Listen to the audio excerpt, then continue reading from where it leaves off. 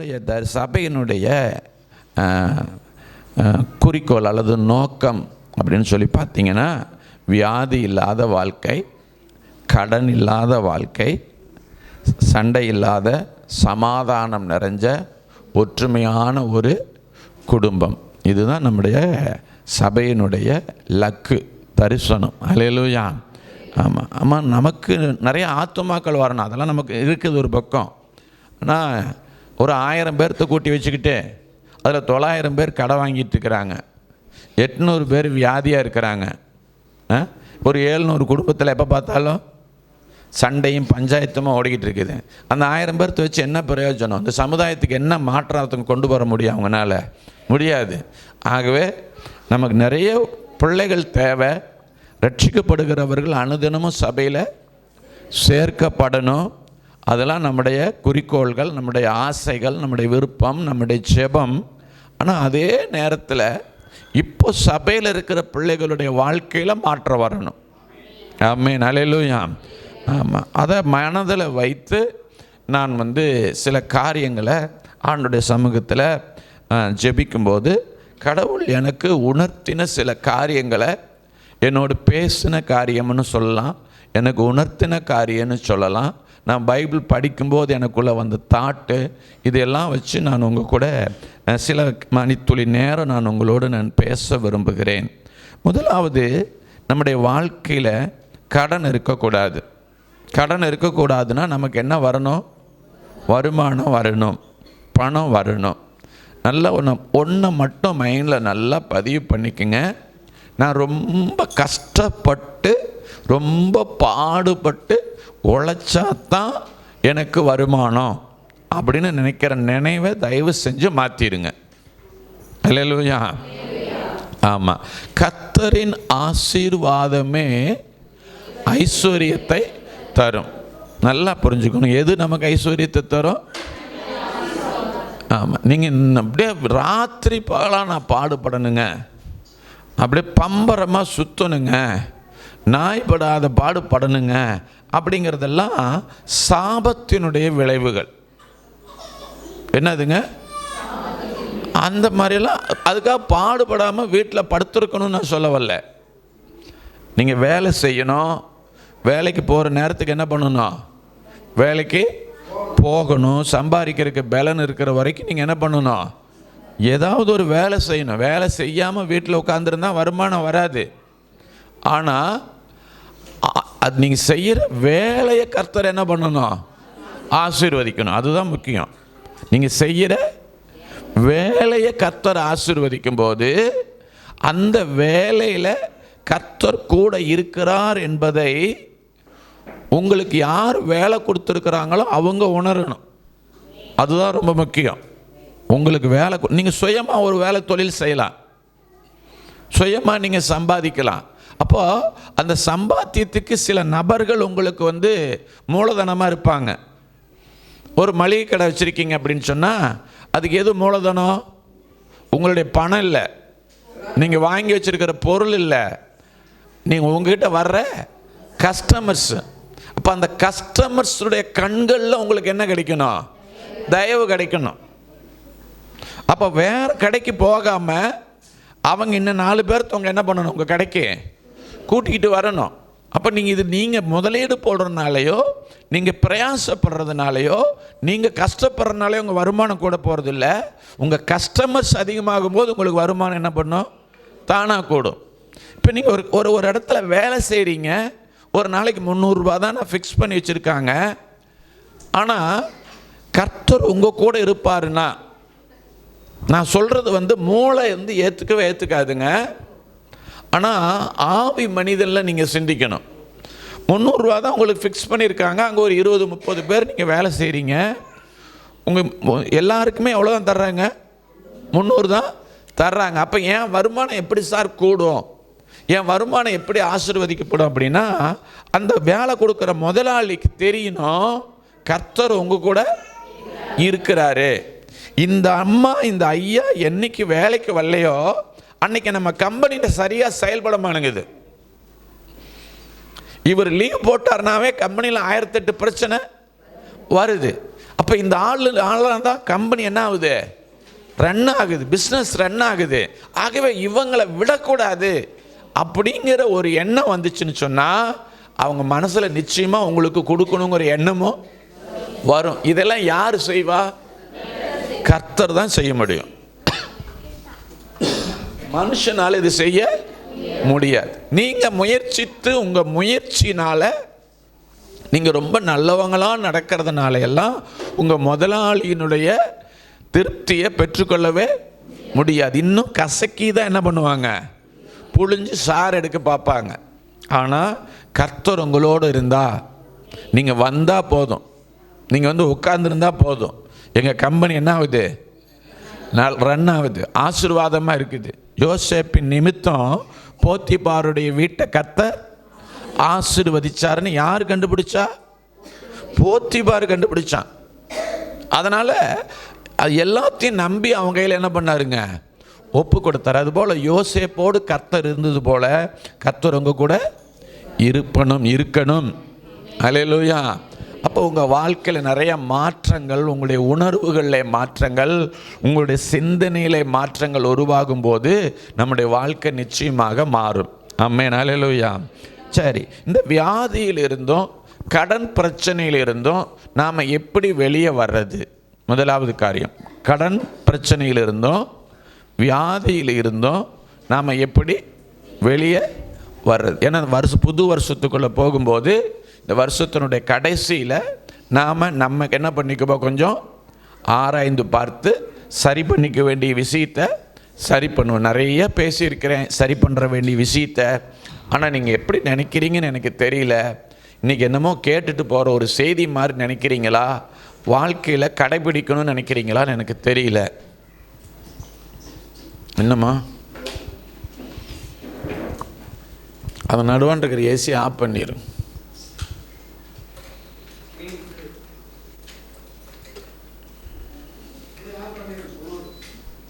அப்போல்லாம் ஜன்னலை திறந்து விட்டு கம்முன்னு உட்காருங்க. கவனிங்க. முதலாவது காரியம், மத்தேயு 7ஆம் அதிகாரம் 7வது வசனம் 8வது வசனம். பல முறை நீங்கள் படிச்சிருப்பீங்க, சண்டே கிளாஸில் உங்களுக்கு சொல்லி கொடுத்துருப்பாங்க, நீங்கள் சண்டே கிளாஸில் சொல்லி கொடுத்துருப்பீங்க. நல்ல மனனம் பண்ணியிருக்கக்கூடிய ஒரு வசனம். மத்தேயு 7:7-8. கேளுங்கள் அப்பொழுது உங்களுக்கு கொடுக்கப்படும்.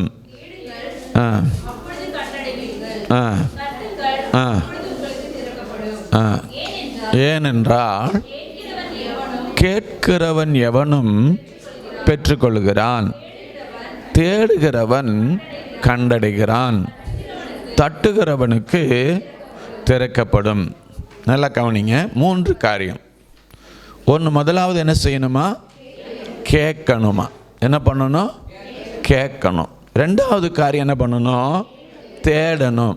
தேடணும் என்பது மனநிலையை பொறுத்தது. தட்டுங்கள் என்பது பிரயாசம். கேளுங்கள் என்பது ஆண்டவரை சார்ந்து நிற்பது. யார்கிட்ட போய் கேட்பீங்க? ரோட்டில் போகிறவங்கட்டியா? சொல்லுங்கள், யார்கிட்ட கேட்போம்? அப்போ நம்ம தேவனை சார்ந்து கொள்வது தான் ஆண்டவர்கிட்ட கேட்கறது. தேடுகிறதுங்கிறது நம்முடைய மனம் சார்ந்த விஷயம். இந்த குரல் எப்படி இருக்கிறதுனால உங்களுக்கு உற்சாகம் இல்லாமல் இருக்கீங்களோ இல்லையா? நல்லா இருக்கீங்களா? தேடுங்கள் என்பது மனசு சார்ந்த விஷயம். தட்டுங்கள் என்பது உங்களுடைய முயற்சி சார்ந்த விஷயங்கள். அப்போ நம்ம தேவனை சார்ந்து இருக்கணும், மனசை சரி பண்ணணும், நம்முடைய முயற்சிகள், நம்முடைய பிரயாசங்கள் சரியானதாக இருக்க வேண்டும். முயற்சி சரியாக இல்லை அப்படின்னு சொன்னால், நம்ம செய்கிற செயல்கள் சரியாக இல்லை அப்படின்னு சொன்னால், நம்ம கேட்டாலும் நம்ம தேடினாலும் அதனுடைய பலனை முழுமையாக நம்முடைய வாழ்க்கையில் அனுபவிக்க முடியாது. 3ம் ஒன்றோடு ஒன்று இணைந்தவைகள். சொல்லுங்கள், முதல்ல என்ன பண்ணணும்?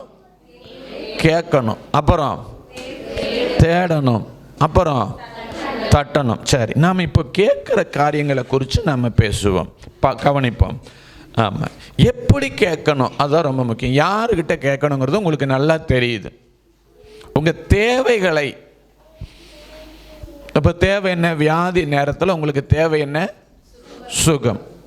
பண பிரச்சனை அப்படிங்கிற ஒரு பிரச்சனை நமக்கு வரும்போது நமக்கு தேவை என்ன? பணம். குடும்பத்தில் பிரச்சனை, சமாதானம் இல்லை அப்படிங்கும்போது நமக்கு தேவை என்ன? சமாதானம். இதையெல்லாம் நம்ம யாருக்கிட்ட கேட்கணும்? ஆண்டவர்கிட்ட கேட்கணும். எத்தனை பேர் கேட்டுக்கிட்டு இருக்கீங்க? நம்ம எல்லாருமே நம்ம கேட்கிற பிள்ளைங்க தான். ஹல்லேலூயா. ஆனால் எப்படி கேட்கணும்? கேட்கறதுக்கு ஒரு விதம் இருக்குது.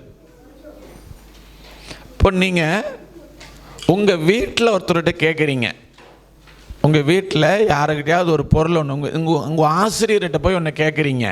அப்போ எப்படி கேட்பீங்க?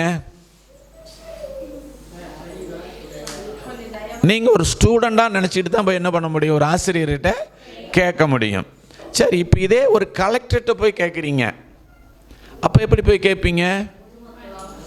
சத்தம் போடுவீங்களா அங்கே போய்? அது கேட்குற ஒரு முறை இருக்குது. அந்த முறை சரியாக இல்லை அப்படின்னா கழுத்து பிடிச்சி என்ன பண்ணிடுவாங்க? வெளியே தள்ளிடுவாங்க. ஒரு தாசில்தார்கிட்டையோ ஒரு கலெக்டர்கிட்டையோ போய் நம்ம கேட்குற முறை சரியில்லை அப்படின்னா அதை அந்த இடத்துல நம்ம என்ன பண்ண முடியாது? பெற்றுக்கொள்ள முடியாது. அதே போல் நம்முடைய ஆண்டவராகிய தேவனிடத்தில் போகும்போதும் ஒரு முறை இருக்குது. அந்த முறையை மாற்றி நாம் அவர்கிட்ட போவோமானா பெற்றுக்கொள்வதற்கு கொஞ்சம் கடினமான காரியமாக இருக்கலாம். பெற்றுக்கொள்ளலாம், ஆனால் பெற்றுக்கொள்வது கொஞ்சம் காலதாமதம் ஆகலாம். என்ன வேணாலும் கொடுக்காம கூட இருக்கலாம். ஏன்னா தகாத விதமாய் விண்ணப்பம் பண்ண கூடாதுன்னு வேதம் சொல்லுது. நம்ம விண்ணப்பம் பண்ணுற முறை எப்படி இருக்கணுங்களா? சரியாக இருக்கணும். விண்ணப்பம் பண்ணும்போது மனநிலை சரியாக இருக்கணும். விண்ணப்பம் பண்ணும்போது நாம் தகுதியுடையவர்களாய் இருக்க வேண்டும். ஆகவே தயவு செஞ்சு கொஞ்சம் உங்களை நீங்கள் பரிசோதித்து பார்த்து, நான் இப்படி ஆண்டவர்கிட்ட போகிறேனா அப்படின்னு பார்க்கணும். நம்ம யார் தெரியுமா? ஆண்டவருக்கு நம்ம யார் தெரியுமா? எத்தனை பேர் நான் ஆண்டவருக்கு அடிமையாக இருக்க விரும்புகிறேன் அப்படிங்கிறவங்க? இவ்வளோ பேர் ஆண்டவருக்கு அடிமையாக இருக்க விரும்புகிறீங்க.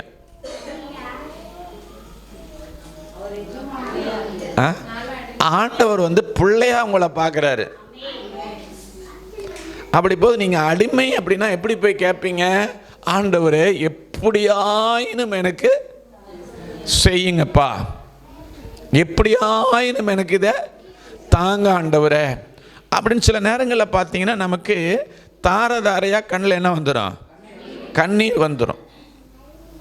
இப்படி தான் நம்ம பல நேரங்களில், சில நேரங்களில் இல்லை, பல நேரங்களில் நாம் வேதனையோடு வருத்தத்தோடு நம்ம பிரச்சனையை தாங்கி கொள்ள முடியாதவங்களா பல நேரங்களில் ஆண்டோடைய சமூகத்துக்கு நாம் போகிறோம். இது தப்பு இல்லை, நல்லா ஒன்று புரிஞ்சுக்குங்க. இது தவறு இல்லை. இது என்ன அப்படின்னு சொன்னால், நாம் போகிற ஆண்டவர் யார் என்பதை நாம் அறியாமல் அவரிடத்துல போகிறோம். நம்ம கேட்கிறவர் எப்படிப்பட்டவர், நம்மை விசாரிக்கிறவர் எப்படிப்பட்டவர், நம்முடைய ஜெபத்துக்கு பதில் கொடுக்கிறவர் எப்படிப்பட்டவர் என்பதை நாம் சரியாக புரிந்து கொள்ளாதபடியினால் நாம் என்ன செய்கிறோம்? அவர்கிட்ட போய் சொல்லுங்க, கெஞ்சுறோம். சில நேரத்தில் மன்றாடுறோம். சில நேரத்தில் கண்ணீரை தாரையாக அழுது புலம்பி வேதனைப்பட்டு சஞ்சலப்பட்டு, ஆண்டவரே எனக்கு இதை செய்யவே மாட்டீங்களா அப்படின்னு ஆண்டவர் என்ன பண்ணுறோம்? நம்ம அழுதுறோம். நான் சொல்கிறேன்னா நம்ம மனுஷங்க, நம்ம அப்படியே தேவதூதர்கள் அல்ல. நாம் வாழ்கிறது பூமியில், நாம் பரலோகத்தில் வாழலை. நல்லா புரிஞ்சுக்கணும். நாம் வாழ்கிற இடம் பூமி. உலகத்தில் உங்களுக்கு உபத்திரவம் உண்டுன்னு சொல்லியிருக்கிறார். வேதனைகள் இந்த பூமியில் இருக்கத்தான் செய்யும், பிரச்சனைகள் இருக்கத்தான் செய்யும். எப்படிப்பட்ட நீங்கள் நினைக்கிறீங்க நம்ம வாழ்க்கையில் மட்டும்தான் எவ்வளோ பிரச்சனையா? எனக்கு மட்டும்தான் இது நடக்குதா? நான் மட்டும்தான் இப்படியா? என் வீட்டுக்காரன் மட்டும்தான் இப்படியா? என் மனைவி மட்டும்தான் இப்படியா? இன்னைக்கு ஸ்டேட்டஸ் ஏதோ ஒருத்தர் ஃபேஸ்புக்கில் போட்டிருந்தார். ஒரு ஊழியக்காரர் ஃபேஸ்புக்கில் போட்டிருக்கிறார், பெண்களுக்கு காஞ்சி பட்டு, அப்புறம் பனாரஸ் பட்டு, ஆரணி பட்டு, அப்புறம் சின்னாளப்பட்டு, பட்டு பட்டு சொல்கிறேன் நான். என்னென்ன பட்டு? ஆரணி பட்டு, காஞ்சிபுரம் பட்டு, பனாரஸ் பட்டு, சின்னாளப்பட்டு, இப்படி உங்களுக்கெல்லாம் பட்டு பட்டுன்னு இப்படி வருதான். ஆண்களுக்கு கஷ்டப்பட்டு, நஷ்டப்பட்டு, இடிபட்டு, உதப்பட்டு, இந்த பட்டெல்லாம் ஆம்பளைங்களுக்கா. இது அவர் போட்டிருக்கிறாரு, அவருடைய மனநிலையை பிரதிபலிக்கிறாரு. நல்லா புரிஞ்சுக்கணும். ஒருத்தர் ஸ்டேட்டஸ்ன்னு வைக்கிறோம்னா அது என்ன? ஸ்டேட்டஸ்னா என்னங்க? சிலருக்கெல்லாம் என்ன வைக்கிறதுனே தெரியல. எதையோன்னு வருதா வச்சு என்ன பண்ணி விட்டுறது? அடிச்சு விட்டுறது. ஆமாம், தயவு செஞ்சு புரிஞ்சுங்க. ஸ்டேட்டஸுங்கிறது என்னங்க? நம்முடைய மனதில் என்ன நிலையில் இருக்கிறோம் அப்படிங்கிறது தான் மனநிலை. இப்போ அவர் போடுறாரு, பெண்கள்லாம் இப்படி மாதிரி பட்டுகளை உடுத்தும் போது ஆண்கள்லாம் என்ன பட்டுகளை உடுத்துறாங்க? கஷ்டப்பட்டு, வேதனைப்பட்டு, இந்த மாதிரி பட்டை உடுத்துறாங்க அப்படின்னு போடும்போது வாழ்க்கை அப்படி தான் இருக்கும். இதை யாராலையும் என்ன பண்ண முடியாது? தடுக்க முடியாது. ஏன்னா நாம் அதை என்ன பண்ணியிருக்கிறோம்? அக்செப்ட் பண்ணியிருக்கிறோம். அது நம்ம, அதாவது அடுத்தவங்க பார்த்து லைக் போடுவாங்க, கை தட்டுவாங்க அப்படிங்கிறது அதெல்லாம் அடுத்த விஷயம். இதை போடும்போதே, இதை அங்கீகரிக்கும் போதே நம்ம இதை என்ன பண்ணிட்டோம்? என் வாழ்க்கையில் நான் இது எனக்கு சொந்தம் அப்படின்னு நம்ம ஏற்றுக்கொண்டோம். ஆமாம், அதுவும் அந்த போட்டோவை பார்த்தீங்கன்னா இன்னும் பரிதாபமாக இருக்குது. அவர் போட்டோ உள்ளே போட்டிருக்கிறாரு, இது சைடில் எழுதியிருக்கிறாரு. அவர் போட்டோ என்ன பண்ணிருக்கிறாரு? நடுவான போட்டா அந்த போட்டோ எப்படி இருக்குதுன்னு பார்த்தா, அந்த இறந்து போனால் கண்ணீர் அஞ்சலி போடுவாங்க பாருங்க, அந்த கண்ணீர் அஞ்சலிக்குள்ளே போடுற வட்டமாக போட்டு அதுக்குள்ளே போடுற போட்டோ மாதிரி இருக்குது. நான் திடீர்னு பார்த்தோன்னு என்ன பண்ணிட்டேன், அந்த ஊழியக்காரர் செத்து போயிட்டாராட்டு இருக்குது, கண்ணீர் அஞ்சலி போட்டிருக்காங்கன்ட்டு தான் பார்த்தேன் நான். அப்புறம் தான் தெரியுது வேதனைப்பட்டு, வெந்து நூலுப்பட்டு, அந்த பட்டு இந்த பட்டெல்லாம் போட்டிருக்கிறார். இல்லைங்க, தயவு செஞ்சு நம்முடைய மனநிலையை கொஞ்சம் மாற்றுங்க. உலகத்தில் உபத்திரவம் உண்டு, அது ஆண்டவர் சொல்லிட்டாரு. ஆனால் அதுக்கு அடுத்தது அவர் என்ன சொல்லியிருக்கிறாரு? நான் உலகத்தை ஜெயிச்சிருக்கிறேங்கிறார். உலகத்தில் உங்களுக்கு பாடுகள், எல்லா பட்டும் உண்டு. ஆனால் அந்த பட்டு உங்களுக்கு நிரந்தரம் இல்லை. நான் ஜெயிச்சிருக்கிறேன். நீ என்ன அண்டிக் கொள்வாயானால், என்னோடு நீ இருப்பாயானால், என்னை சார்ந்து கொள்ளுவாயானால், அல்லது என்னிடத்தில் தஞ்சம் அடைவாயானால், இந்த பட்டெல்லாம் பட்டு போயிருங்கிறார் ஆண்டவர். தலைக்கிற மாதிரி தெரியும், ஆனால் தலைக்காது. உன் பக்கத்தில் வந்து மோதும், அலை அடிக்கும், காற்று கொந்தளிக்கும். சில நேரத்தில் பேதுரு முழுகின மாதிரி முழுகி போகிற சூழ்நிலை கூட வரும். ஆனால் ஆண்டவருடைய கரம் நீட்டப்பட்டிருக்கிறது என்பதை மறந்து விடாதீர்கள். ஆண்டவர் உங்களை அமிழ்ந்து போருக்கு ஒருபோதும் விட்டு விடவே மாட்டார். அமிழ்ந்தே போற சூழ்நிலை வந்தாலும் அவர் அருகில் தான் இருக்கிறார் என்பதை மறந்து விடாதீர்கள். இந்த மனநிலையோடு தேவ சமூகத்துக்கு போங்க. இந்த நாள் கர்த்தர் உண்டு பண்ணின நாள். இதிலே களி கூர்ந்து மகிழ கடவோம்.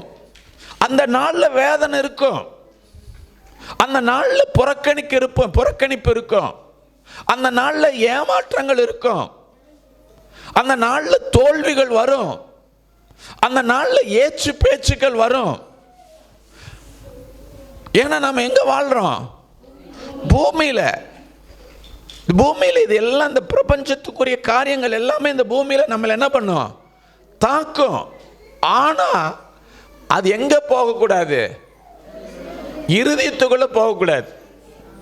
சொல்லுங்க, எங்க போகக்கூடாது? அது என்ன பாதிக்க கூடாது. எப்படி சொல்றது உங்களுக்கு புரிய வைக்கிறதுன்னு தெரியல. வா, இது உங்களை புரிய வைக்கிறதுக்காக நான் சொல்றேன். இது விசுவாசி. இது என்னங்க? விசுவாசி. நான் யாரு? உலகம். நான் யாரு? உலகம். இப்போ உலகத்தை என்ன பண்றாவா? கண்களால பார்க்கறா. ஆனா அவளை சுத்தி என்ன இருக்குது? ஒரு ஸ்பிரிச்சுவல் வேர்ல்டு இருக்குது, ஒரு ஆவிக்குரிய மண்டலம் இருக்குது, ஸ்பிரிச்சுவல் ரிலீம் இருக்கு உள்ள இவளை சுத்தி. தேவன் இருக்கிறாரு, பரிசுத்த ஆவியானவர் இருக்கிறாரு, வேத வசனம் இருக்கு. இதெல்லாம் எதுவுமே நம்முடைய கண்ணுக்கு, இவளுடைய கண்ணுக்கு தெரியாது. ஆனா உலகம் கண்ணுக்கு தெரியுது. இப்போ இவளை பார்த்து நான் சொல்றேன், எரும மாடு மாதிரி வளர்ந்துருக்கிற, துளி கூட அறிவே இல்லை. இப்போ வார்த்தை என்ன பண்ணுதுங்க? காண்கிற மனுஷனிடத்திலிருந்து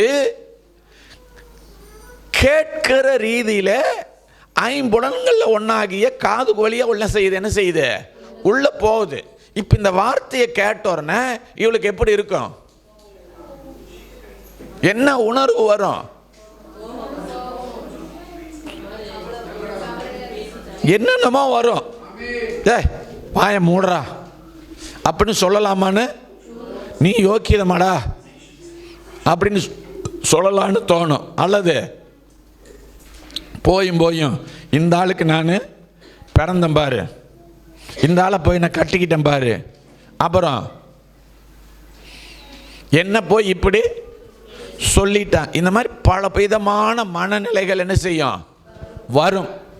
இப்போ என்ன பண்ணிருக்கு சொல்லுங்க? உலகம் ஒரு பாதிப்பை உருவாக்கி இருக்குது. ஆனால் இப்போ நம்மை சுற்றி இருக்கிற ஆவிக்குரிய மண்டலம் எனக்கு எந்த பாதிப்பையும் உருவாக்கலை. டேய் பேசாதீங்கடா, நீங்கள் பேசுனீங்கன்னா நான் டைவர்ட் ஆகிற மாதிரி எனக்கு இருக்கு. கவனிங்க, உலகம்னா மனுஷங்க தான். நீங்கள் வேற எதையா நினச்சிக்காதீங்க. உலகம்னா என்னங்க? உலகத்தின் ஆவியினால சூழ்நிலைகளினால இயக்கப்படுகிற மனிதனுடைய செயல்கள் எல்லாமே என்னதான்? உலகம். ஒருத்தன் கோபத்தில் கத்துறான், அது என்னங்க? உலகம். ஒருத்தன் தண்ணி போட்டு ராவடி பண்றான், அது என்னது? உலகம். அப்ப ஒரு மனிதர்கள் மூலமாக ஒரு வார்த்தையாகவோ ஒரு செயலாகவோ என்னை தாக்குது அப்படின்னு சொன்னா, இந்த உலகம் என்ன பண்ணுது? தாக்குது. எனக்கு ஒரு தேவை மிகுந்ததா இருக்குது. அப்ப அந்த உலகம் என்ன பண்ணுது? என்ன, நீ அது இல்லாதவ அப்படின்னு நம்மளை பார்க்கும்போது நமக்கு ஒரு பெரிய தாக்கம் உள்ள உருவாகுது. இந்த தாக்கம் தான் நம்முடைய வாழ்க்கையில் நீண்ட நாட்களாக இருக்கிறத நான் உணர்றேன். நீங்க எனக்கு எப்படின்னு தெரியல. இந்த தாக்கத்தினால அதிகமாய் பாதிக்கப்பட்டு இதை சுமக்கிறவங்களா நாம இருக்கிறோம். ஆமாவா இல்லையா எனக்கு தெரியல. எத்தனை பேர் ஆமாங்கிறீங்க? அப்போ நம்ம எதை சுமக்கிறோம்? உலகத்தை சுமக்கிறோம். உலகத்தினுடைய தாக்கத்தை சுமந்துகிட்டு இருக்கிறோம். இந்த தாக்கத்தோடவே நம்ம எங்க போறோம்? ஜெபம் பண்ண போறோம். போகும்போது நமக்கு என்ன வருது? ஆத்திரம், அழுக. ஆனா வேதம் சொல்லுது, இந்த நாள் கர்த்தர் உண்டு பண்ணின நாள், இதிலே களி கூர்ந்து மகிழ கடவோம். இதை செய்யறோமா அதை செய்யறோமா? கொஞ்சம் யோசிச்சு பாருங்க. காலையில் எந்திரிச்ச உடனே மொத்த விஷயமே பெண்களுக்கு இன்னைக்கு என்ன குழம்பு வைக்கிறது, இந்த மனநிலையே போதுங்க தேவ பிரசன்னத்தை உங்களை விட்டு தூக்கிட்டு போறதுக்கு. எத்தனை பேர் பெண்களுக்கு உண்மையா சொல்லுங்க, இது எனக்கு ஒரு பெரிய நான் காலையில் மட்டும்தான் இருக்குதுன்னு நினைச்சா இது தூங்க போற வரைக்குமே இருக்குதுங்கிறாங்க. நீங்க உங்க குடும்பம் உங்க வீட்டாருக்கு சமைச்சு போடுறீங்க, இதை ஒரு பாரமா ஒரு எடுத்துக்க வேண்டிய அவசியம் இல்லை. இது ஒரு எப்படி எடுக்கணும்? கேஷுவலா அப்படிங்கிறத விட ஒரு பிளாக் தண்டரில் போய் நிறைய விளையாட்டு இருக்குது. எந்த விளையாட்டை கஷ்டப்பட்டுக்கிட்டு விளையாடுவீங்க? எல்லாமே ஜாலியாக தான் இருக்கு. விளையாட்டு பயம் இல்லைன்னா எல்லா விளையாட்டுமே. அதே மாதிரி என்ன சமைக்கிறதுனாலும் ஜாலியாக நினச்சி சமைச்சு பாருங்க. உப்பே போடலினா கூட நல்லா இருக்கும். ஆனால் நீங்கள் பார்த்து பார்த்து கரும்பு பிடிச்ச நாய்க்கு இன்றைக்கி சோறாக்க வேண்டியதாக இருக்குது. கல்யாணம் கட்டாமல் இருந்திருந்தா கூட நிம்மதியாக இருந்திருப்பு. இந்த மாதிரிலாம் பலவிதமான நினைவுகளோடு நீங்கள் சமைப்பீங்கன்னா நீங்கள் மன பாரத்தில் இருக்கீங்க, மன அழுத்தத்தில் இருக்கீங்க. நீங்கள் செய்கிறது வாய்க்கவே வாய்க்காது. அதனால் தயவு செஞ்சு சொல்கிறேன், எதை குறித்தும் என்ன செய்யாதீங்க, கவலைப்படாதீங்க. என்ன சமைக்கணுமோ அது என்ன சமைக்கணும்னு தோணுதோ அதை சமைங்க, அவ்வளோதான். தோணவே மாட்டேங்குது, என்ன பண்ணிட்டோம். வேணா ஒரு மெனு எழுதி வைங்க. வாரத்தில் ஒரு நாளாவது இதுக்காக நேரத்தை ஒதுக்கி கவலைப்பட்டு திங்கக்கிழமைக்கு என்ன, செவ்வாய்க்கிழமைக்கு என்ன, புதன்கிழமைக்கு என்னன்னு ஒரு வாரத்துக்கு முன்னாலே என்ன பண்ணிடுங்க, ஒரு சார்ட் ப்ரிப்பேர் பண்ணிடுங்களேன். அதெல்லாம் முடியாதுங்க.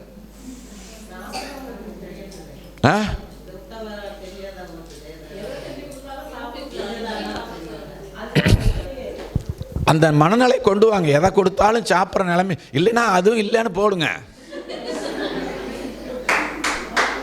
எதை கொடுத்தாலும் சாப்பிடணும், அப்படி இல்லைன்னா அதுவும் இல்லை, நீயே செஞ்சு சாப்பிட்டுக்கோ அப்படிங்கிற நிலைமை கொண்டு வரணும். ஆண்களும் இதுக்கு என்ன பண்ணணும், ஒத்துழைப்பு கொடுக்கணும். நீங்கள் ஒரு வாரத்துக்கு சோறாக்குங்க, அப்போ தான் என்ன கஷ்டங்கிறது அது தெரியும். நான் அந்த கஷ்டத்துக்காக சொல்லவில்லை, அந்த மனநிலையை சொல்ல வரேன். நான் மனநிலையை தயவு செஞ்சு என்ன பண்ணிக்கங்க, மாற்றிக்கிங்க. எதை செஞ்சாலும் நீங்கள் தான் செய்யணும், வேறு யாரும் என்ன செய்ய போகிறதில்ல. நீங்கள் கவலைப்படுறதுனாலையோ மண்டையை பிச்சுக்கிறதுனாலையோ வேறு ஆளோ யாரோ செய்ய போகிறது இல்லை. அதனால் செய்ய வேண்டியது நீங்கள் தான் செய்ய போகிறீங்க. எதை செஞ்சாலும் கவலை இல்லாமல் சந்தோஷமாக அந்த காரியத்தை செய்யும்படி அன்பாய் கேட்டுக்கொள்கிறேன். அல்லேலூயா. இப்போ ஆண்டோடைய சமூகத்துக்கு நாம் போகும்போது தயவு செஞ்சு சொல்கிறேன், உங்களுடைய வேதனையோடு அந்த சமூகத்துக்கு என்ன பண்ணாதீங்க, போகலாம். ஒரு முறை போகலாம், இல்லை 2 முறை போகலாம், 3 முறை போகலாம். எப்போ பார்த்தாலும் என் ஜெபம் பூரா என்னவாகவே இருந்துகிட்டே இருக்குது. ஏன்னா அண்ணாள் கண்ணீரோடு ஜெபம் பண்ண நமக்கு உடனே இதுதான் ஞாபகத்துக்கு வரும். அண்ணா என்ன பண்ணுனா, கண்ணீரோடு ஜெபம் பண்ணா, அவள் வேண்டுதல் கேட்கப்பட்டது. ஆகவே நானும் என்ன பண்ணணும், அண்ணா எத்தனை நாளுங்க கண்ணீர் விட்டா, நீங்க எத்தனை நாள் கண்ணீர் விடுறீங்க? அப்ப நம்ம ஜெபமே ஒரு அவிசுவாசமான ஜெபமா இருக்குது இல்லைங்க. நம்ம போகும்போது தயவு செஞ்சு பிச்சைக்கார நாட்ட போகாதீங்க, பிள்ளை மாதிரி போங்க. அல்லேலூயா. பிள்ளை மாதிரி போங்க. அல்லேலூயா. கவனிங்களே, இந்த ஜெபத்தில் கொஞ்சம் மாற்றிக்கிங்க. உங்களுடைய பிள்ளை மாதிரி உரிமையாக எனக்கு இது வேணும் அப்படின்னு கேளுங்க. எனக்கு இதை செய்யுங்க ஆண்டவரே, இதுக்கு நான் பாத்திரன், எனக்கு நீங்க தான் செய்யணும். வேற யார்கிட்டப்பா போய் கேட்பேன் நான்? அப்படி உரிமையா என்ன பண்ணுங்க. இப்போ உங்க வீட்டில் பேசுறீங்கல்ல, பேசுறோமா இல்லையா? இன்னும் பீஸ் கட்டாம வச்சிருக்கிறீங்க. எனக்கு எவ்வளோ அவமானமாக இருக்குது தெரியுமா? அவ்வளோ பேருக்கு முன்னால் என்னை எழுப்பும்போது கொஞ்சம் வயசு பெருசாச்சுன்னா பிள்ளைங்க என்ன செய்யுது, வீட்டில் பக்கத்து வீட்டில் போய் கேட்குமா? கேட்காது. ஏன்? நம்ம தான் பெற்றிருக்கிறோம். அப்போ நம்மளை தான் கேட்கும், பா என்னப்பா பண்ணிட்டு இருக்கிறீங்க, என்ன ஃபீஸ் கட்டாமல். ஆனால் இதே வழக்கமாக இருந்தால் கடைசியில் அது என்ன பண்ணாது, மதிக்காது. அதை நல்லா புரிஞ்சுக்குங்க. என்ன பண்ணாது? இப்போ புரியுதா நான் சொல்கிறது? முதல்ல என்ன பண்ணுது, மதிப்பு கொடுத்து பேசுது. ஆனால் அந்த பேச்சுக்கு நம்ம செவி கொடுக்காம இருப்போமானா, நம்ம செயல்படுத்தாமல் இருப்போமானா, நம்ம மேல் இருக்கிற மதிப்பு அந்த குழந்தைக்கு என்ன ஆயிரும், போயிடும். இதே தான் நான் தேவனிடத்துலையும் சொல்கிறேன். நீங்கள் தேவனை மதித்து ஆண்டவர்கிட்ட போய் சொல்லும்போது நம்மளை மாதிரி அவர் மதிப்பு கெட்டவராக வாழ விரும்பவே மாட்டார். நமக்கு தான் ஒன்றுமே இல்லை. என்ன இல்லை? சூடு சொரணை வெக்கமானம் எதுவுமே இல்லை. பிள்ளை வந்து கேட்குதே, பாவம் அவமானப்படுதே அப்படின்னு நாம் என்ன பண்ணுறது இல்லை அடுத்த மாதம் கட்டிக்கலாம் போ, நான் சொல்லிக்கிறேன் போ அப்படின்னு எதையோ ஒன்று சொல்லி நாம் என்ன பண்ணுறோம்? அனுப்புகிறோம். ஆனால் ஆண்டவர் அப்படிப்பட்டவர் அல்ல. ஹல்லேலூயா. ஆமாம், நம்மளை பார்த்து ஆண்டவர் சொல்லிட்டாரு, பொல்லாதவர்களாகிய இந்த குணமெல்லாம் நம்மக்கிட்ட இருக்கிறனால தான் ஆண்டவர் நம்மளை பார்த்து என்ன சொல்லியிருக்கிறாரு? பொல்லாதவர்னு சொல்லியிருக்கிறார். ஹல்லேலூயா. Thank you Jesus. ஹல்லேலூயா. அதனால் ஆண்டோட போகும்போது பிச்சைக்கார மாதிரி தயவு செஞ்சு என்ன செய்யாதீங்க, உரிமையாக போய் கேளுங்க, உரிமையாக பேசுங்க. இந்த ஜெபத்தை தயவு செஞ்சு ஏதோ ஒரு பயபக்திக்குரிய காரியம் மாதிரி நினச்சிட்டு அப்படி பண்ணாதீங்க. அப்படியே நேர் முழங்காலில் நிற்கணும், நல்லது. நான் அதுக்கு எதிரி இல்லை. கொஞ்சம் முழங்கால் மடங்கிட்டா கூட ஆண்டவர் என்ன பண்ணிக்குவார்? கோச்சுக்குவார். முழங்காலில் என்ன பண்ணணும்? காப்பு காய்க்கணும். நல்லது, நான் அதை வேண்டான்னு சொல்லலை. ஆனால் இப்படியெல்லாம் செஞ்சாதான் அப்பா தருவார் அப்படின்னு சொன்னீங்கன்னா அந்த ஜெபத்துக்கு பேர் பிச்சைக்கார ஜெபம். உங்களை ஜெபத்தில் வருத்திக்கிறதுனாலையோ, உங்களை ஜெபத்தில் போட்டு கண்டபடி சிறுமைப்படுத்திக்கிறதுனாலையோ தேவன் உங்கள் ஜெபத்துக்கு பதில் கொடுக்கிறவர் அல்ல. உங்களுக்கும் ஆண்டவருக்கும் அந்த ஜெபத்தில் என்ன உறவு இருக்கிறது, எவ்வளவு உரிமையோடு அவர்கிட்ட நீங்கள் பேசுகிறீங்க, இதைத்தான் அப்பா பார்க்குறார். அல்லேலூயா. எப்படி பார்க்குறாருங்க? என்ன வார்த்தை ஜாலங்கள் அல்ல. சிலலாம் பார்த்தீங்கன்னா வாக்குத்தத்தத்தை மேலே வாக்குத்தத்தமாக சொல்லி சொல்லி சொல்லி சொல்லி என்ன பண்ணுவாங்க? படிக்காதவங்க என்னையா சொல்லுவாங்க? பைபிளே படிக்க தெரியாதவங்களுக்கு என்ன வாக்குத்தத்தம் தெரிய போகுது? ஆனால் அவங்கெல்லாம் பாருங்கள், அப்பா நான் யாருக்கிட்டப்பா போவேன்? கேஷுவலாக ஜெபம் பண்ணுவாங்க. நான் யாரை போய் நம்புவேன்? நான் யார்கிட்ட போய் கடன் கேட்பேன்? நான் உன்னை தானே நம்பி வந்திருக்கிறேன். அங்கே உங்களைன்னு கூட சொல்ல தெரியாது. உன்னை தானே ஏசப்பா நம்பி இருக்கிறேன். கண்ணை திறக்க மாட்டிங்களா ஏசப்பா? கொஞ்சம் உதவி பண்ண மாட்டிங்களா அப்படின்னு அவங்க கேஷுவலாக ஜெபம் பண்ணுறாங்க. அங்கே ஜெபத்துக்கு பதில் வருது. நம்ம நிறைய பைபிள் படித்து நம்முடைய மண்டையில் என்ன இருக்குன்னா, பைபிள் படிச்சிருக்கிறேன், பைபிள் வசனம் நமக்கு நிறையா தெரியும் அப்படிங்கிற மண்டக்கடன் நமக்கு நிறையா இருக்கிறனால நம்ம ஜெபத்துக்கு என்ன பண்ண மாட்டேங்குது? அதெல்லாம் அந்த கணத்தோட தயவு செஞ்சு போகாதீங்க. ஹல்லேலூயா. இப்போ நான் யார்கிட்ட போகிறேன்? அப்பா கிட்ட போகிறேன். ஹல்லேலூயா.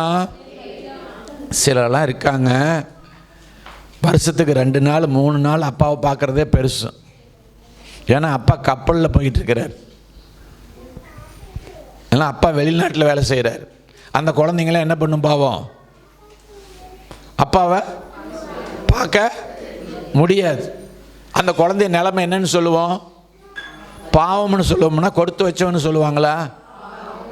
பணத்தில் கொடுத்து வச்சவங்க. வெளிநாட்டில் சம்பாரிச்சு நிறையா அனுப்புவார், அது ஒரு வகையில் கொடுத்து வச்சவங்க தான். ஆனால் உறவுன்னு பார்க்கும்போது அந்த குழந்தைங்க எப்படி இருக்குங்க? பாவம். அப்பா என்னைக்கு வருவாரோ தெரியலம்மா, அம்மாட்ட சொல்லிகிட்டு இருக்கோம், எப்போம்மா அப்பா வரப்போகிறார். ஏன்னா அந்த குழந்தை என்ன அப்பா கொடுத்தாலும் அந்த அப்பாவுக்காக அந்த குழந்தை என்ன பண்ணுது? ஏங்குது. இந்த ஏக்கத்தோடு நாம் எங்கே போகணுங்க? தேவ சமூகத்துக்கு போகணும். அல்லேலூயா. இப்போ இருக்கான்னு எனக்கு தெரியல உங்ககிட்ட. அப்படி ஜெபிக்கிறது அப்படின்னா கடமையாக மாறி போச்சு. 5 மணிக்கு அலாரம் வச்சு என்ன பண்ணி ஆகணும்? எந்திரிக்கல அப்படின்னா இன்றைக்கி பூரா நமக்கு பூட பிடிச்ச மாதிரியே தான்டா இருக்கும் அப்படின்னு ஒரு மைண்ட் செட்டப். ஏன் 5 மணிக்கு எந்திரிக்கிற ஆள் 6 மணிக்கு எந்திரிச்சாலும் அப்பா கிட்ட என்ன பண்ண முடியும்? பேச முடியும். சரி, 7 மணி வரைக்குமே தூங்கிட்டீங்க, அப்பாட்ட பேச முடியாதா? ஏங்க வேலை நிறையா இருக்குதுங்க, வேலை செஞ்சுக்கிட்டே பேசுங்க. அல்லேலூயா. ஆமாங்க, நாங்கள் அப்படித்தாங்க. அதனால் நாங்கள் ஜெபம் பண்ணுறதே இல்லைங்க. 8 மணி தாங்க எந்திரிப்போம். நான் அப்படியே வேலை செஞ்சுக்கிட்டே என்ன பண்ணுவேன், வண்டி ஓட்டிக்கிட்டே ஞாபகம் பண்ணிடுவேங்க. அப்படியா? இது என்னைக்காவது ஒரு நாளைக்கு நான் சொல்கிற விஷயங்கள். ஆனால் நேசம் நேரம் கேட்கிறது என்பதை மறந்து விடாதீர்கள். என்னங்க? நேசம் நேரம் கேட்கிறது. ஹல்லேலூயா. ஆமாம், அந்த நேரத்தில் உறவை தயவு செஞ்சு உறவோடு போங்க. அப்பா அப்பான்னு வார்த்தைக்கு வார்த்தை எவ்வளவு பேச முடியுமோ அவ்வளவு பேசி உங்கள் தேவையை ஆண்டவர்கிட்ட சொல்லுங்க. ஹல்லேலூயா. நான் ஒருத்தருக்கு ரொம்ப வருஷத்துக்கு முன்னால் அவர் ஒரு பிரச்சனையோடு இருந்தார். அவருடைய உறவினர் என்னை அவர்கிட்ட அழைச்சிட்டு போனார். இந்த மாதிரி இவர் பல பிரச்சனையோடு இருக்கிறாரு, நீங்கள் அவருக்கு போய் என்ன பண்ணுங்க, ஆலோசனை சொல்லுங்க அப்படின்னு சொன்னார். நானும் போய் உட்காந்து நிறைய பேசி முடிச்சுட்டு, நீங்கள் ஜெபம் பண்ணுவீங்களா ஐயா அப்படின்னு கேட்டேன். நான் இதுக்கு ஜெபம் பண்ணணும் அப்படின்னு திருப்பி கேள்வி கேட்டார். என்னங்க இப்படி கேட்குறீங்க? அவர் அப்பா, நீங்கள் பிள்ளை, நீங்கள் தானே உரிமையாக என்ன பண்ணணும், கேட்கணும். நீங்கள் தான் சொல்லிட்டீங்களே அப்பா பிள்ளைன்னு சொல்லிட்டீங்களே. என் பிள்ளை என்னைக்காவது என்கிட்ட யூனிஃபார்ம் வேணும்னு கேட்டதுக்கு முன்னால் நான் யூனிஃபார்ம் வாங்கி கொடுத்துருக்குறேன். பசிக்குதுன்னு சொன்னதுக்கு முன்னாலே நான் சோறு போட்டிருக்கிறேன். ஃபீஸ் கட்டணும்னு தெரிஞ்சதுக்கு முன்னாலே நான் ஃபீஸ் கட்டியிருக்கிறேன். இல்லை, அது முன்கூட்டி எல்லாத்தையும் என்ன பண்ணுறேன் நான். எப்போ ஃபீஸ் கட்டணும்னு நானே தெரிஞ்சு என்ன பண்ணுறேன், ஃபீஸ் கட்டுறேன். எப்போ ட்ரெஸ் வாங்கி கொடுக்கணும்னு எனக்கு தெரிஞ்சு நானே ட்ரெஸ் வாங்கி கொடுக்குறேன். அதனால் என் பிள்ளை என்கிட்ட எதுவுமே என்ன செய்கிறதில்ல, கேட்குற அளவுக்கு நான் வச்சுக்கிறதே இல்லை. அதனால் இயேசுநாதர் அப்படித்தாங்க, கேட்குற அளவுக்கு என்ன பண்ண மாட்டார், வச்சுக்க மாட்டார், கேட்காமையே கொடுப்பாருங்க. அதனால் நான் என்ன பண்ணுறதில்ல, சொல்லுங்கள், கேட்குறதுக்கு ரொம்ப நல்லா தான் இருக்குது, கேட்கும்போது ரொம்ப நல்லா தான் இருக்குது. இது எவ்வளோ நல்லவர் அப்பா, கேட்காமையே செய்கிறார். அப்புறம் எதுக்கு ஏசுனாரு, ஜெபம் பண்ண சொல்லி கொடுத்தார். ஜெபம் பண்ண வேண்டிய விதமாவது இடைவிடாமல் ஜெபம் பண்ணுங்கள், ஜெபத்திலே விழித்திருங்கள். எப்படி எதுக்கு சொன்னார்? நம்ம சொந்த உலகத்தில் இருக்கிற அப்பனுக்கே பிள்ளைக்கு கேட்கங்காட்டி கொடுக்கணுங்கிற உணர்வு, செய்யணுங்கிற உணர்வு இருக்கும்போது அவருக்கு இருக்காதா? அப்போ செஞ்சிடுவார் தானே, கொடுத்துருவார் தானே. வேணுங்கிற நீங்கள் வேண்டிக் கொள்ளுகிறதுக்கு முன்னமே உங்களுக்கு இன்னது தேவை என்பதை அவர் அறிந்திருக்கிறார், அவர் செய்வார் தானே.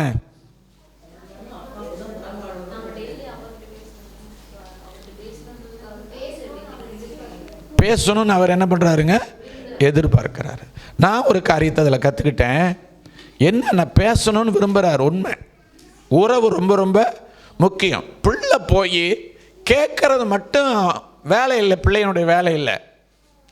அப்பாவை பற்றியும் அப்பா கிட்ட நிறைய காரியங்களையும் என்ன பண்ணணும், தான் வாழ்க்கையில் நடந்த சம்பவங்களெல்லாம் என்ன பண்ணணும், ஷேர் பண்ணணும். என் மகன் எனக்கு ஃபோன் பண்ணும்போது நம்ம அவளை விசாரிக்கிறேன், என்ன சாப்பிட்ட, எவ்வளோ சாப்பிட்ட, இதெல்லாம் விசாரிக்கிறோம்.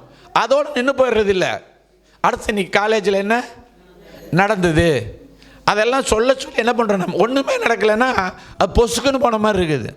அப்போ அவள் என்ன பண்ணணும், என்கிட்ட ஏதாவது ஒன்று ஷேர் பண்ணால் தான் எனக்கு திருப்தியாக இருக்குது. இது ஒரு பகுதி. இன்னொரு பகுதி, கட்டாயம் ஏன் ஜெபிக்கணும் அப்படிங்கிறத நல்லா புரிஞ்சுக்குங்க. கவனிங்க, என்ன கவனிங்க.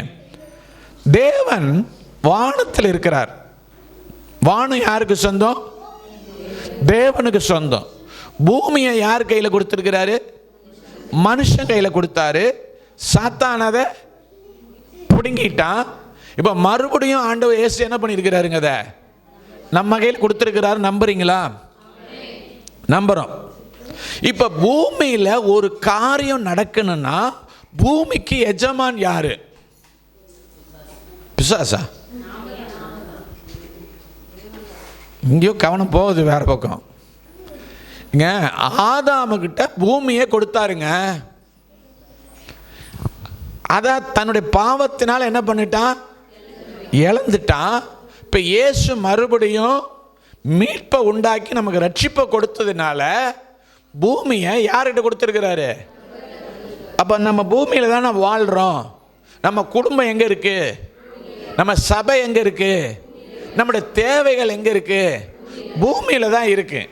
இப்போ பூமியில் ஒரு காரியம் நடக்கணும்னா, இந்த பூமிக்கு இப்போ இந்த சர்ச்சுக்குள்ள ஒரு காரியம் நடக்கணும்னா யாருடைய பர்மிஷன் தேவை?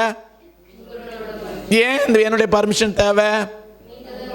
சரி, உங்கள் வீட்டில் ஒரு நிகழ்வு நடக்கணும்னா யார் பர்மிஷன் தேவை? நான் இஷ்டத்துக்கு செஞ்சிட முடியுமா? நான் என்ன பண்ணணும்? உங்ககிட்ட இதை வச்சு செய்யலாமா, இதை பண்ணலாமான்னு என்ன பண்ணணும்? நான் கேட்கணும்.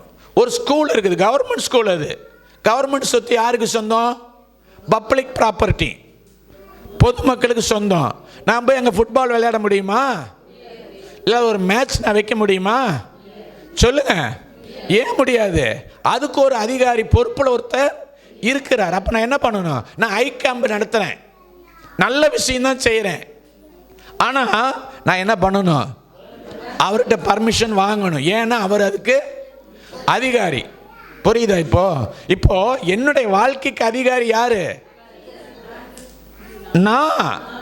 நான் இருக்கிற இடத்துக்கு அதிகாரி யாரு? நான். என் குடும்ப சூழ்நிலைக்கு அதிகாரி யாரு? நான் தான் முடிவு எடுக்கணும். எனக்கு என்ன வேணும் என்ன வேண்டாங்கிறத நான் தான் என்ன பண்ணணும்? முடிவெடுக்கணும்.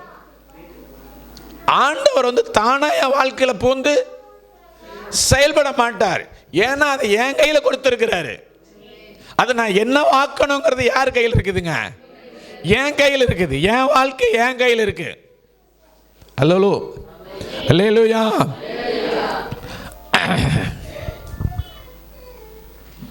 யாரா அழுவுறது? அழுவ வேண்டியது நான் தான்டா. டே,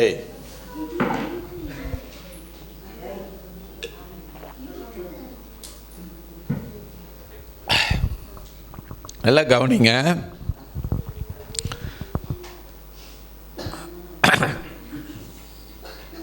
வேதம் பூமியும் அதை நிறைவும் கர்த்தருடையது அப்படின்னு சொல்லி இருந்தாலுமே ஒரு நிகழ்வு நடக்கணும்னா யாருடைய அனுமதி தேவை? தேவன் என் வாழ்க்கைக்குள்ளே வரணும் அப்படின்னா என்னுடைய அனுமதி தேவை. தேவன் என் வாழ்க்கையில் கிரியை செய்யணும்னா என்னுடைய அனுமதி தேவை. என் அனுமதி இல்லாமல் அவர் எதையுமே செய்ய மாட்டார். அவர் நாகரிகமானவர், அவர் அநாகரிகமானவர் அல்ல. அல்லேலூயா. சிலரெல்லாம் பாருங்கள், நம்ம ஃப்ரெண்டு வீட்டுக்கே போவோம். சிலர் ஹலோ இருக்கீங்களா அப்படிம்பாங்க. சிலர் என்ன பண்ணுவாங்க? கதவையும் தட்ட மாட்டாங்க, சத்தத்தையும் கொடுக்க மாட்டாங்க, கிச்சன் வரைக்கும் வருவாங்க. பெட்ரூம் திறந்துருந்தா அது புருஷன் முன்னாடி படுத்திருக்காங்களான்னு கூட பார்க்க மாட்டாங்க. அங்கேயே படுத்திருக்கீங்களா அப்படிம்பாங்க. அது என்ன? அதுங்க நாகரிகமற்ற செயல். பார்த்தாவே நமக்கு எப்படி தெரியும்? அருவருப்பாக தெரியும். இப்படியெல்லாம் ஆண்டவர் நம்ம வாழ்க்கைக்குள்ள எந்த காரியத்தையும் செய்யறதுக்கு அவர் அநாகரிகமற்றவர் அல்ல. ஆமாம், அவர் ரொம்ப நல்லவர். ஆகவே நாம் அனுமதிக்காத வரைக்கும் நம்ம வாழ்க்கையில் அவர் என்ன செய்ய மாட்டார்? எதையுமே செய்ய மாட்டார். அப்போ ஜெபம் என்பது என் வாழ்க்கையில் தேவன் தம்முடைய வல்லமையை வெளிப்படுத்தும்படி, தம்முடைய கிருபையை அளவில்லாமல் தரும்படி, தேவன் தம்முடைய செயலை செய்யும்படி நான் அனுமதிக்கிற காரியம் ஜெபத்தின் ஒரு பகுதி. எவ்வளோ பேர் விசுவாசிக்கிறீங்க? அதனால தான் ஜெபம் பண்ணுங்கன்னு சொல்கிறது. ஆனால் அதுக்கு ரொம்ப வலிக்குதுங்க. எனக்கு வலிக்கிறனால நான் பேசுகிறேன். நீங்கள் ஜெபிக்காமல் இருக்கிறது எனக்கு வலிக்குது, ஜெபிக்கிறது உங்களுக்கு வலிக்குது. என்ன பண்ணுறது? ரெண்டு பேரும் வலியோடவே வாழ வேண்டியதுதான். நான் தினம் 1 மணி நேரம் ஜெபிக்கிறேன், குறைஞ்சபட்சம் 1 மணி நேரம் ஜெபிக்கிறேங்கிறவங்க கையை உயர்த்துங்க. ஒருத்தர், 2, 3, அப்புறம் மற்றதெல்லாம் ஏன் உங்களுக்கெல்லாம் வலிக்குதா? இப்படி தான் கேட்கணும். வேறு என்ன பண்ணிட்டு நான் 1 மணி நேரம் ஜெபம் பண்ணுறதுக்கு உங்களுக்கு வலிக்குதான்னு கேட்குறேன். பதில் பேச மாட்டேங்கிறீங்க. எப்படி வாழ்க்கை மாறும்னு கேட்குறேன். ஏன் காலையில் ஒரு 1/2 மணி நேரம், நைட்டு படுக்கிறதுக்கு ஒரு முன்னால் 1/2 மணி நேரம் ஆண்டவர்கிட்ட சமூகத்தில் உங்களுக்கு நேரம் செலவழிக்கிறதுக்கு நிச்சயமாக சத்தியமாக நேரமே இல்லையா? அந்த அளவுக்கு உங்களுடைய வாழ்க்கை உங்கள் வாழ்க்கை அவ்வளோ பிஸியாக இருக்கா? சொல்லுங்க. அப்போ எனக்கு வலிக்குமா வலிக்காத அந்த சபையை நடத்துகிற எனக்கு? நான் குத்து மதிப்பாக பேசுகிறேன்னு நினச்சேன். இப்போ தான் தெரியுது நீங்களாம் ஜெபிக்காத ஆளுன்னு நினச்சி தான் பேசிக்கிட்டு இருக்கிறேன்னு.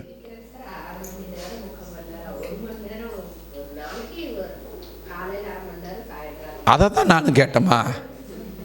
நீங்கள் 4 தடவை ஜெபம் பண்ணி 1/4 மணி நேரம் 4 தடவை ஜெபம் பண்ணாலும் 1 மணி நேரம் ஆச்சே. அப்படி ஜெபம் பண்ணாலும் அது 1 மணி நேரம் ஜெபம் தான். நான் 1 மணி நேரம் கண்டினியூவாக ஜெபம் பண்ணுங்கன்னு சொல்லலை. காலையில் கொஞ்சம் நேரம், மத்தியானம் கொஞ்சம் நேரம், சாயங்காலம் கொஞ்சம் நேரம், எனக்கு நேரம் கிடைக்கும் போதெல்லாம் எப்படியாவது 1 மணி நேரத்துக்கு குறைவில்லாமல் ஜெபம் பண்ணிடுறேன். இப்போ சொல்லுங்கள், கையை உயர்த்துங்க. 1 மணி நேரம் ஒரு நாளைக்கு.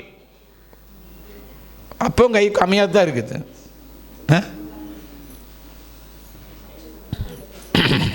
என்ன சொல்கிறேன்னு எனக்கு தெரியல.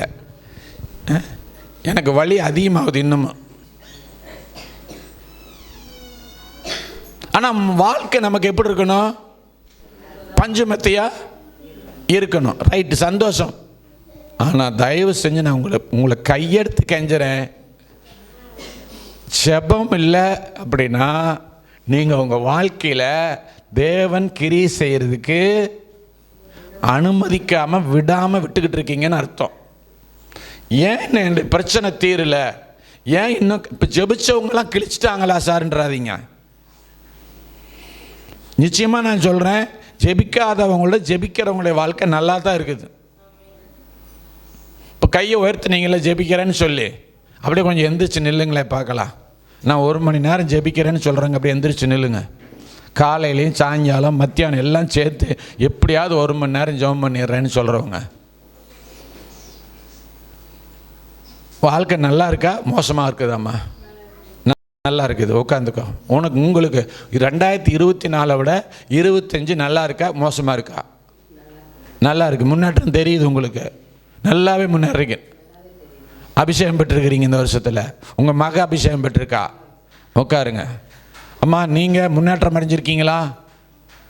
பானு சிஸ்டரு, விஜய் அம்மா முன்னேற்றம் தெரியுதாம்மா?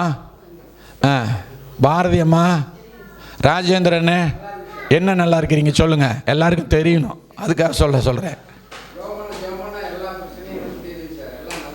ஆமாம், அவர் பாருங்கள், லாரி புரோக்கர் ஆஃபீஸ் வச்சுருக்கிறார்.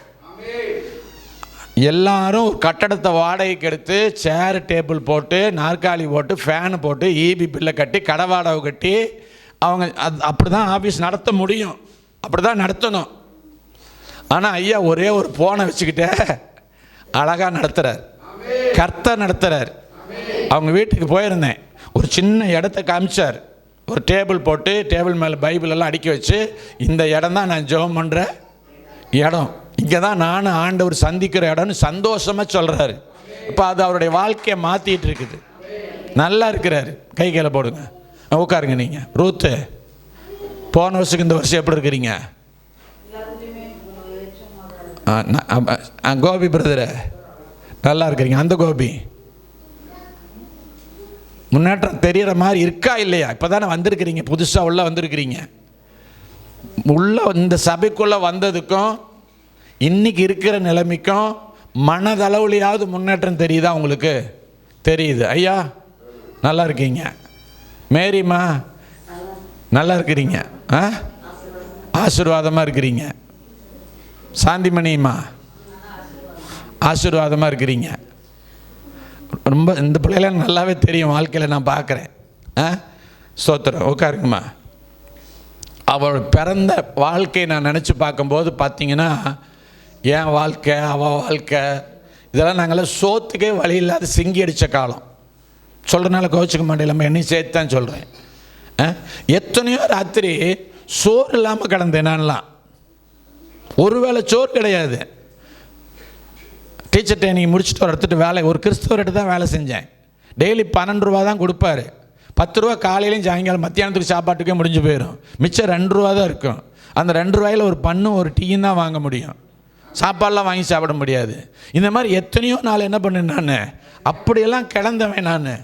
ஆனால் ஆண்டவரோடு இருக்கிற அந்த உறவு இன்னைக்கு திருப்தியாக சாப்பிட்ற மாதிரி என்னை உயர்த்தி வச்சிருக்குது. அந்த உறவு தாங்க உயர்த்தி இருக்குது.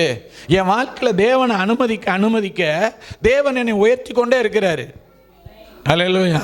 அதனால் தயவு செஞ்சு நீங்கள் வேறு எதில் வேணாலும் நீங்கள் காம்ப்ரமைஸ் ஆகிக்கிங்க. உங்கள் ஜெபத்தில் காம்ப்ரமைஸ் ஆனீங்கன்னா நீங்களே உங்களை என்ன பண்ணிக்கிட்டு இருக்கிறீங்க தெரியுமா? உங்கள் வாழ்க்கை நீங்களே சூதாடிக்கிட்டு இருக்கிறீங்க. வாழ்க்கையில் சூதாடணும் ஜெயிப்பானா? சொல்லுங்க. ஏன் போராட்டம், ஏன் பிரச்சனை, ஏன் கண்ணீர்? குடும்பத்தில் ஒரு ஆள் ஜெபம் பண்ணா அந்த குடும்ப ஆசீர்வாதமாக இருக்குங்கய்யா. ஒரு யோசேப்பு அவனுடைய உடன்பிறப்புகள் எல்லாம் பாதுகாக்கப்பட்டாங்க. ஆமென். பஞ்சம், கொடிய பஞ்சம். ஒரு யோசேப்பு தேவனுக்கு கீழ்ப்படிஞ்சு தேவனுடைய ஆளுகைக்குள்ள வந்ததுனால அவனுடைய உடன்பிறப்புகள் எல்லாரும், தாய் தகப்பன் எல்லாம் என்ன பண்ணாங்க? தகப்ப குடும்பம் உறவுகள் எல்லாரும் என்ன பண்ணப்பட்டாங்க? பாதுகாக்கப்பட்டாங்க. ஐயா, தயவு செஞ்சு தேவன் உங்கள் வாழ்க்கையில் செயல்படுறதுக்கு அவரை அனுமதியுங்கள்னு சொல்கிறேன். உங்கள் ஜெபந்தான் அவரை அனுமதிக்கும். நீங்கள் ஜெபிக்காத வரைக்கும் உங்கள் வாழ்க்கையில் தேவன் கிரியை செய்ய முடியாது என்பதை உணர்ந்து கொள்ளுங்கள். ஆமென். அல்லேலூயா. ஆமாம். நம்ம யார் தெரியுமா? பிச்சைக்காரர்கள் அல்ல. நாம் யார்? இப்படியே சொல்லிக்கிட்டே இருக்க வேண்டியதா காலம் போகிற பிள்ளைகள் பிள்ளைகள்னு சொல்லிட்டு. ஆமாம். ரோமர் 8:17. ரோமர் 8:17. நான் பிள்ளைகளானால் என்னங்க? சுதந்திரவாளி. பிள்ளையா இருந்தோன்னா நாம யாரு? சுதந்திரவாளி. யாருடைய சுதந்திரம்? கிறிஸ்துவுக்கு உடன் சுதந்திரன். அப்படின்னா என்ன? கிறிஸ்துவுக்கு உடன் சுதந்திரன்னா கிறிஸ்துவுடன் சுதந்திரன்.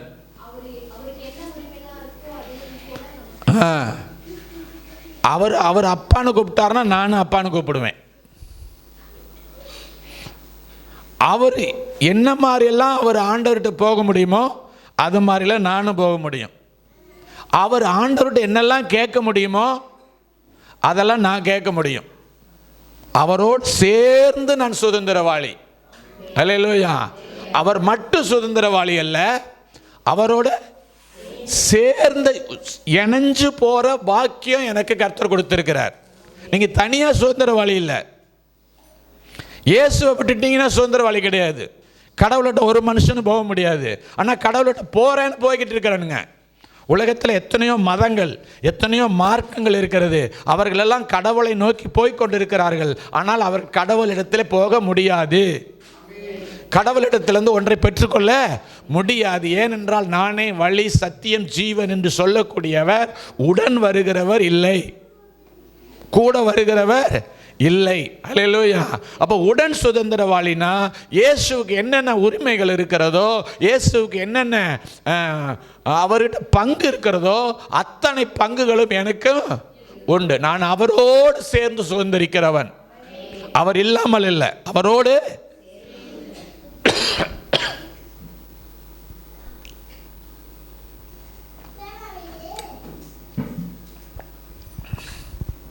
அப்படின்னா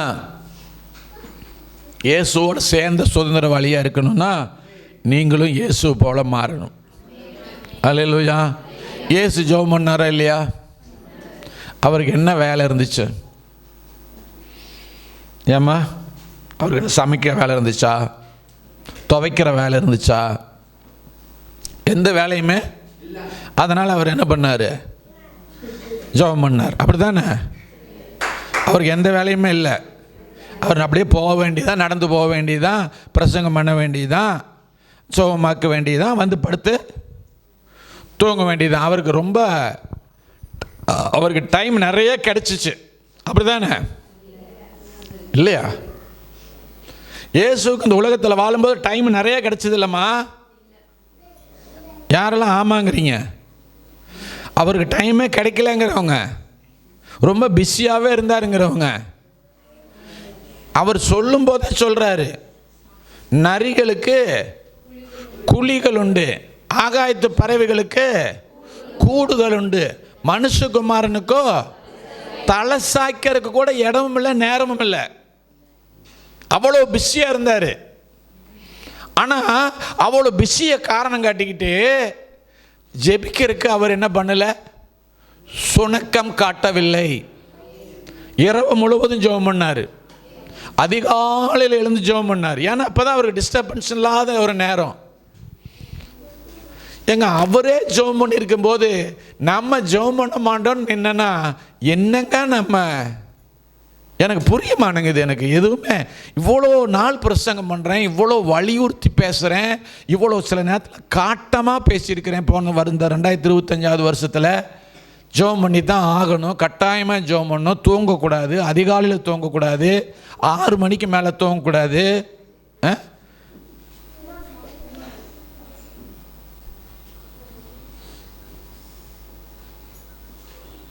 எப்படி என் வாயில் வார்த்தை வந்துடக்கூடாதுன்னு அடக்கிட்டு இருக்கிறேன் நான்.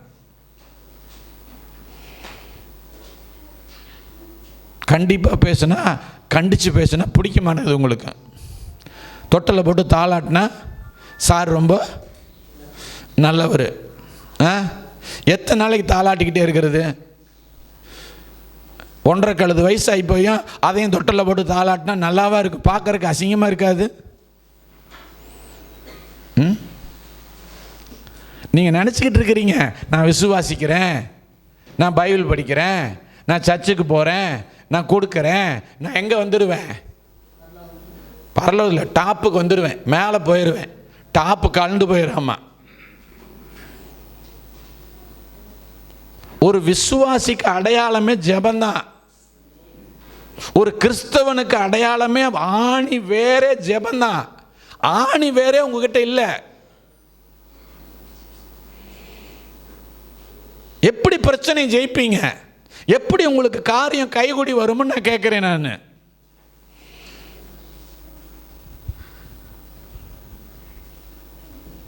இனிமேலாவது ஜெபம் பண்ணுவீங்களா? நீங்கள் ஒரே நாளில் 1 மணி நேரம் ஜெபிக்கிறவங்களாம் மாற முடியாது. எனக்கு தெரியும், நான் எவ்வளோ பாடுபட்டேன்னு தெரியும்.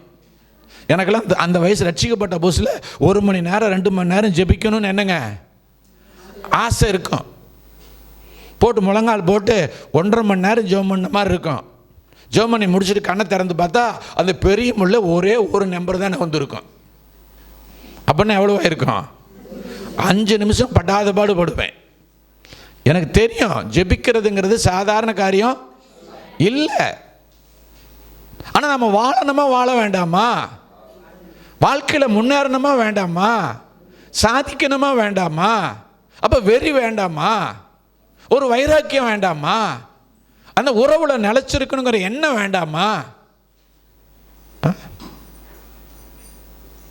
செல்போனில் மணிக்கணக்கா பார்க்க தெரியுது. சாப்பிட்ற உட்காந்தா அது 3/4 மணி நேரம் ஆகுதியா? சில ஆளுங்கள்லாம் ஜாய்ஸ் எத்தனை மணி நேரம் சாப்பிடுவேன்? 1/2 மணி நேரம். காலையில் 1/2 மணி நேரம், மத்தியானம் 1/2 மணி நேரம், சாயங்காலம் 1/2 மணி நேரம். 24 மணி நேரத்தில் 1.5 மணி நேரம் திங்கிறக்கே சரியாக போச்சு. ஆனால் ஜெபம் பண்ணுறதுக்கு என்ன கிடையாது, நேரம் இல்லை. எப்படி வாழ்க்கையில் முன்னேறுவீங்கன்னு எனக்கு தெரியலம்மா ஐயா, எனக்கு தெரியல. ஒன்றுமே நான் தான் அன்னைக்கே சொன்னேன், ஒன்றுமே தெரியலையா, ஜெபமே பண்ண தெரியலையா, எந்திரிச்சு நின்றுக்குங்க ரூமுக்குள்ள. குட்டியூண்டு ரூமு தானா? கையை உயர்த்தி சோத்திரம் ஏசப்பா, அப்பா நீங்கள் நல்லவர், நீங்கள் வல்லவர், நன்றி அப்பா.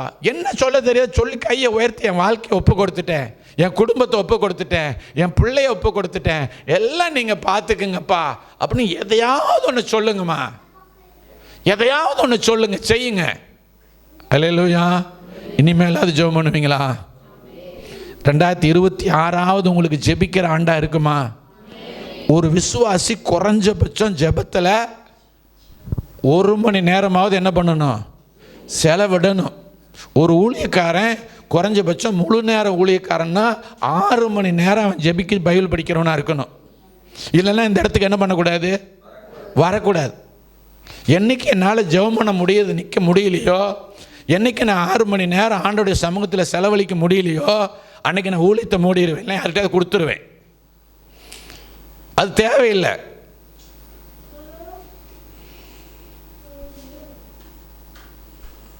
அல்லேலூயா. நான் ஜெபிக்கிறதுனால தான் உங்களை ஜெபிக்க சொல்கிறேன். நான் ஜெபத்தினுடைய வல்லமையை உணர்ந்ததுனால தான் நான் சொல்கிறேன். உறவு மட்டும்தான் உங்களை காப்பாற்றும். அல்லேலூயா. உங்கள் உறவுகள் அல்ல, தேவனோடு இருக்கிற உறவு தான் உங்களை காப்பாற்றும். காரியங்களை கைகூடி வர பண்ணும். கால சமயத்தையெல்லாம் நல்லதாக ஆசீர்வாதமாக மாற்றி தரும். ஏன்னா வாழ்க்கை உங்களுடையது. நீங்கள் தேவனை என்ன பண்ணணும்? உங்கள் வாழ்க்கையில் அனுமதிக்கணும். ஆகவே தயவு செஞ்சு என்ன பண்ணுங்க? கேளுங்கள், அப்பொழுது உங்களுக்கு கொடுக்கப்படும். ஆமென். ஹல்லேலூயா. சரி, ரெண்டாவது காரியம், லூக்கா எழுதின சுவிசேஷ புஸ்தகம் 6ஆம் அதிகாரம் 38வது வசனம். லூக்கா 6:38. கொடுங்கள், அப்பொழுது உங்களுக்கு கொடுக்கப்படும். படிங்க தொடர்ந்து. அமுக்கி குலுக்கி சரிந்து விழும்படி நன்றாய் அளந்து. எப்படி அளப்பாங்களா? நல்லா அளப்பாங்க. சொல்லுங்க. ஏனோ தானோ அளக்க மாட்டாங்க. என்ன கவனிக்கிறீங்களா? கோபம் வந்துருச்சா? வருத்தம் வந்துருச்சா? என்னம்மா வருத்தமாக இருக்குதா? இல்லை இல்லை, கவனிங்க, உற்சாகமாக கவனிங்க. நடந்தது நடந்து போச்சு. இனிமேலாவது என்ன பண்ணுவோம்? திரும்பி நம்ம ஜெபம் பண்ணுவோம். கர்த்தர் நம்ம வாழ்க்கையை கட்டி எழுப்புவார். ஹல்லேலூயா. கவனிங்க, எப்படி அளப்பாங்களா? அமுக்கி குலுக்கி நன்றாய் அளந்து. சொல்லுங்க, அந்த வார்த்தை எனக்கு ரொம்ப பிடிச்ச வார்த்தை. நன்றாய் அளந்து. ஹல்லேலூயா. அப்படின்னா உங்களுக்கு கொடுக்கறதுல கவனக்குறைவாக இருக்க மாட்டாங்க. ரொம்ப கவனமாக இருந்து நன்றாய் அளந்துன்னு என்ன? ரொம்ப இவ்வளவு உங்களுக்கு போய் சேரணும், இவ்வளவு கொடுத்தே தீரணும் அப்படின்னு சொல்லி அதை ஏனோ தானோன்னு அளக்காம நல்லா அளந்து அமுக்கி. இப்படி அளக்கும் போது என்ன பண்ணுவாங்களா? இன்னும் கொஞ்சம் பிடிக்கட்டும், இன்னும் கொஞ்சம் பிடிக்கட்டும் அப்படின்னு என்ன பண்ணுவாங்களா? அமுக்கி. அப்புறம் நல்லா குலுக்குனாங்கன்னா கொஞ்சம் பிடிக்கும். நீங்கள் எதை வேணாலும் அளங்க. அளக்கும்போது அந்த அளக்கிற படியை கொஞ்சம் குலுக்கி பாருங்க, குறைஞ்சி போயிடும். மறுபடியும் கொஞ்சம் என்ன பண்ணலாம்? அள்ளி போடலாம். அப்படின்னு என்ன அர்த்தம்? அப்படின்னு என்னங்க அர்த்தம்? அமுக்குனாலும் நிறைய இடம் பிடிக்கும், குலுக்குனாலும் நிறைய இடம் பிடிக்கும். அப்படின்னா ஏனோ தானோன்னு கொடுக்கறத கொடுப்போம் அப்படின்னு கொடுக்காம அமுக்கி குலுக்கி அது அப்படியே சரிஞ்சு சரிஞ்சு கொட்ட கொட்ட அள்ளி என்ன பண்ணுவாங்களா? உங்கள் மடியில் உங்களுக்கு கொடுப்பார்கள். அல்லேலூயா. உங்களுக்கு கொடுப்பார்கள். சத்தமாக சொல்லுங்க. ஆமாம், நான் கொடுப்பேன்னு ஆண்டவர் சொல்லலை. நல்லா புரிஞ்சுங்க. ஆண்டவர் கொடுப்பாருன்னு சொல்லலை, யாரோ கொடுப்பாங்களாம். நீங்கள் கொடுத்தீங்கன்னா உங்களுக்கு வேற மனுஷங்கிட்ட இருந்து ஆண்டவர் கொடுக்க வைப்பார். அல்லேலூயா. எப்படி கொடுக்க வைப்பாரு? அமுக்கி குலுக்கி சரிஞ்சு சரிஞ்சு கொட்ட கொட்ட நல்லா அளந்து போடுவாங்க. ஆமாம். அல்லேலூயா. நீங்கள் அந்த கத்திரிக்காய் வாங்கும்போது அளந்து போட்டோன்னு ஒரு கத்திரிக்காய் லாப கொண்டு பையில் போடுறீங்கல்ல, அப்படிலாம் ஆசைப்படுற மாதிரி இல்லை. போதுங்கிற அளவுக்கு ஆண்டவர் உங்களுக்கு கொடுப்பார், கொடுக்க வைப்பார். சொல்லுங்க, கொடுக்க வைப்பார். எங்கேருந்து வரப்போ?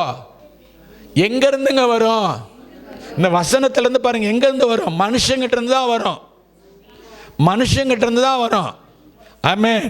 நீங்கள் தேவனுக்கு கொடுக்க கொடுக்க என்ன பண்ணுவார் ஆண்டவர்? மனுஷர்களை உங்களுக்கு கொடுக்க வைப்பார். அல்லேலூயா. அவன் எவ்வளவு கல்லா இருந்தாலும் சரி அதில் நீ நார் உரிச்சிடுவ. கல்லில் நார் உரிக்கிறாலும் நம்ம தான்.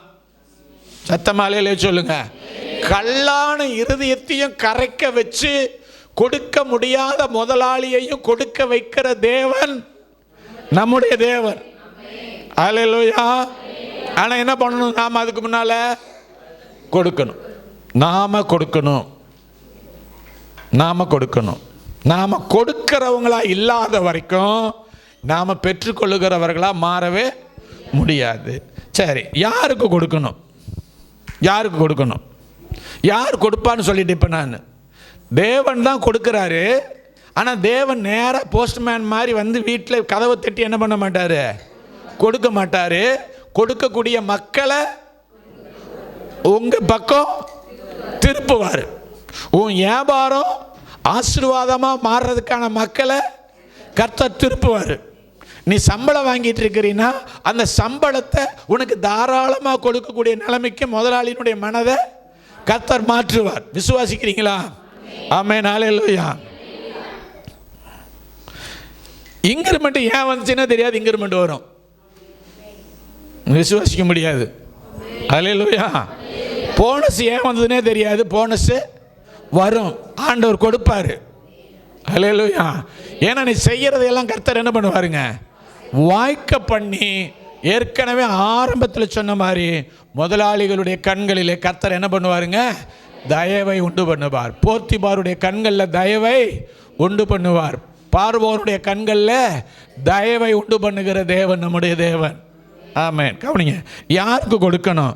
யாக்கோப்பின் நிருபம் 1 அதிகாரம் 27வது வசனம்.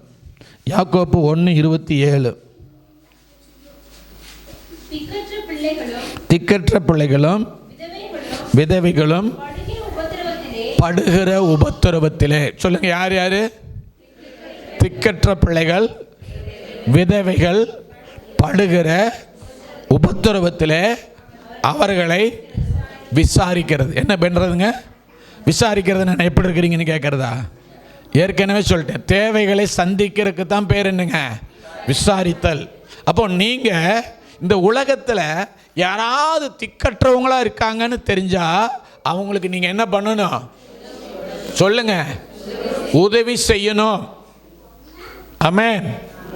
விதவைகளாக இருந்து கஷ்டப்படுறாங்கன்னா, சொகுசாக வாழ்கிறவங்களுக்கு இல்லை, உண்மையாகவே கஷ்டப்படுறாங்கன்னா அவங்களுக்கு நீங்கள் உங்களால் முடிஞ்ச உதவியை செய்யணும். அனாதையாக இருந்து கஷ்டப்படுறாங்கன்னா அவங்களுக்கு உங்கள் உதவியை செய்யணும்.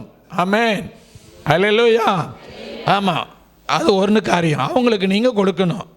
அதுக்கு அடுத்தது கலாத்தியர் 6 அதிகாரம் 9வது வசனம் 10வது வசனம்.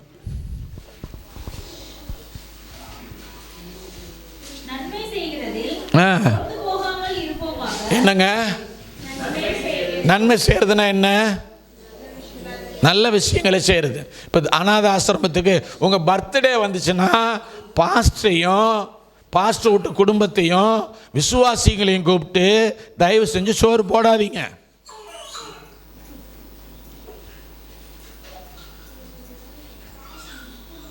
ஹலோ, சொல்கிறது புரியுதா புரியலையா?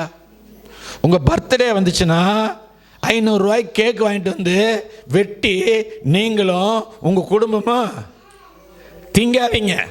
சாப்பிடாதீங்கன்னு சொல்ல மாட்டேன், திங்காதீங்கன்னு தான் சொல்லி ஆகணும். எனக்கு ஏற்கனவே டென்ஸ் கடுப்பு ஏறி போச்சு. அதை விட ஒரு நல்ல வழி இருக்குது. நீ 500 ரூபா 1000 ரூபாய்க்கு கேக்கு வெட்டி சாப்பிட்றத விட ஒரு 200 ரூபாய் ஒரு அநாத பையனை கொடுத்தீன்னு வச்சுக்கோங்க, கர்த்தர் ஆசீர்வதிப்பார். ஒன்று நான் சொல்கிறது கஷ்டமாக தான் தெரியும். எத்தனை பேர் அடுத்த வருஷம் பர்த்டே கொண்டாட நிறுத்த போகிறீங்கன்னு எனக்கு தெரியல. நிறுத்துறதுக்கு தான் இந்த வேலை பண்ணிகிட்டு இருக்கிறேன் நான். ஹலோ, கேக்கு எப்போ வேணாலும் நீங்கள் சாப்பிட்லாங்க, சாப்பிடுங்க, வேண்டான்னு சொல்லலை. ஆனால் அந்த கேக்குனா பிறந்த நாளுன்னு என்னன்னு தெரியாத பிள்ளைங்களாம் இருக்குங்க. நான் ஒரு ஆர்பனேஜில் படிக்கிற ஸ்டூடெண்ட்ஸுக்கு கொஞ்ச நாள் சில வருடங்கள் ஆசிரியராக இருந்தேன். அந்த குழந்தைங்களுக்கு பர்த்டேனா என்னன்னு கேட்குது. என்ன வந்து பர்த்டேனா என்ன சார்? கேக்கு வெட்டுறதுக்கு தான் பேர் பர்த்டேவா சார்? அப்படின்னா அது எவ்வளோ அப்பாவித்தனமாக இருக்கும். அது அப்பாவை பார்த்ததில்லை, அம்மாவை பார்த்ததில்லை, அதுக்கு ஒரு நல்ல ட்ரெஸ்ஸு கிடையாது, யாராவது எடுத்து கொடுத்தா தான். அந்த மாதிரி எத்தனை குழந்தைங்க இருக்காங்க தெரியுமா? எத்தனை வயசானவங்க இருக்காங்க தெரியுமா? ஏன் நம்மளால் முடிஞ்சது ஒரு 100, 200, 500 கொடுக்கலாமா, கொடுக்கக்கூடாதா? சொல்லுங்க. இந்த சபை ஒருபோதும் அப்படி செய்கிறவங்களுக்கு தடையாக இருக்கவே இருக்காது. என்ன கேட்காம ஏன் செஞ்சீங்க, என்ன கேட்காம ஏன், அது ஏமாந்துடக்கூடாதுன்னு மட்டும் சொல்கிறேன். யாராவது ஏழை மாதிரி நடிச்சு உங்ககிட்ட என்ன பண்ணிடக்கூடாது, வாங்கிட்டு போயிடக்கூடாது. அதில் நீங்கள் உஷாராக இருக்கணும். அப்படி தெரியலனா வேணா போதகர்கிட்ட என்ன பண்ணலாம், கேட்கலாம். சில அநாத ஆசிரமங்களே பணம் சம்பாதிக்கிறதுக்குன்னே வச்சுருக்காங்க. நான் ஒரு அநாத ஆசிரமத்துக்கு ஒருத்தர்கிட்ட கான்ட்ரிபியூஷன் கேட்டு ஒரு 70 அப்பா 50 குழந்தைங்களா 60 குழந்தைங்களா அங்கே படித்தாங்க. ஒரு 100 பெட்ஷீட்டுக்கு பக்கமாக வாங்கி அந்த குழந்தைங்க சொல்லுது. அதில் ஒரு பையன் சொல்கிறான், பிரபுன்னு ஒரு பையன், இன்னும் எனக்கு மைண்டில் ஞாபகம் இருக்குது அந்த பையனுடைய. ஆமாம், அவனுடைய போர்வையை யாரோ திருடிக்கிட்டாங்க. அதனால் அவனுக்கு என்ன இல்லை, போர்வை இல்லை. எப்படா தூங்குவ, அப்படியே சுருண்டு கிடப்பேன் சார். எத்தனை நாள் இப்படி இருக்கிற, இந்த மாத கணக்காக எனக்கு போர்வையே இல்லை சார், நான் போர்வையே எனக்கு இல்லை சார். எவனாவது படுத்திருந்தானே அவன் பக்கத்தில் போய் என்ன பண்ணிக்குவேன், நான் ஒண்டிக்கிட்டு, குளிர்காலத்தில் சொல்கிறான், ஒண்டிக்கிட்டு படுத்துருப்பேன் சார் அப்படின்னா. மனசு கேட்கல. ஒரு ஸ்தாபனத்தை அணுகி ஒரு 100 போர்வை வாங்கி அந்த அநாத ஆசிரமத்துக்கு நான் கொடுத்தேன். ஆனால் 1.5 வருஷமாக அந்த போர்வையை ஒன்றை கூட அவங்க என்ன பண்ணலை, வெளியில் எடுக்கலை. எந்த குழந்தைக்கும் போர்வை என்ன பண்ணலை, அவங்க கொடுக்கலை. திடீர்னு ஒரு நாள் சுனாமி வந்து, எத்தனாவது வருஷம் சுனாமி வந்துச்சு, 2004 டிசம்பர் மாதம் வந்துச்சுன்னு நினைக்கிறேன். ஆமாம், நிறையா 24 2004 டிசம்பர் 24 அன்னைக்கு வந்து நிறைய செத்து போயிட்டாங்க. இவர் அப்படியே அந்த அந்த அந்த ஸ்தாபனத்தினுடைய நிறுவனர் என்ன பண்ணார் தெரியுங்களா, அதை அப்படியே தூக்கிட்டு போய் எங்களுடைய அநாத ஆசிரமத்தின் சார்பாக, எப்படி, எங்களுடைய ஸ்தாபனத்தின் சார்பாக இந்த போர்வை இல்லாமல் குளிர நடங்குற இந்த பெரியவங்களுக்கெல்லாம் நாங்கள் கொடுக்குறோன்னு கலெக்டர்கிட்ட கொண்டு போய் என்ன பண்ணிட்டு வந்துட்டார், கொடுத்து நல்ல பேர் வாங்கிட்டு வந்துட்டார். கொடுத்தது யார், நான் இல்லை, பெங்களூரில் இருக்கக்கூடிய ஒரு லவ் இண்டியா அப்படிங்கிற ஒரு ஸ்தாபனம்.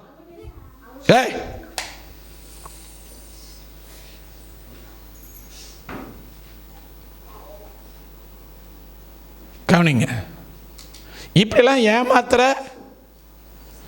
ஆசிரமங்கள் நிறைய இருக்கு. ஏமாந்துடக்கூடாது.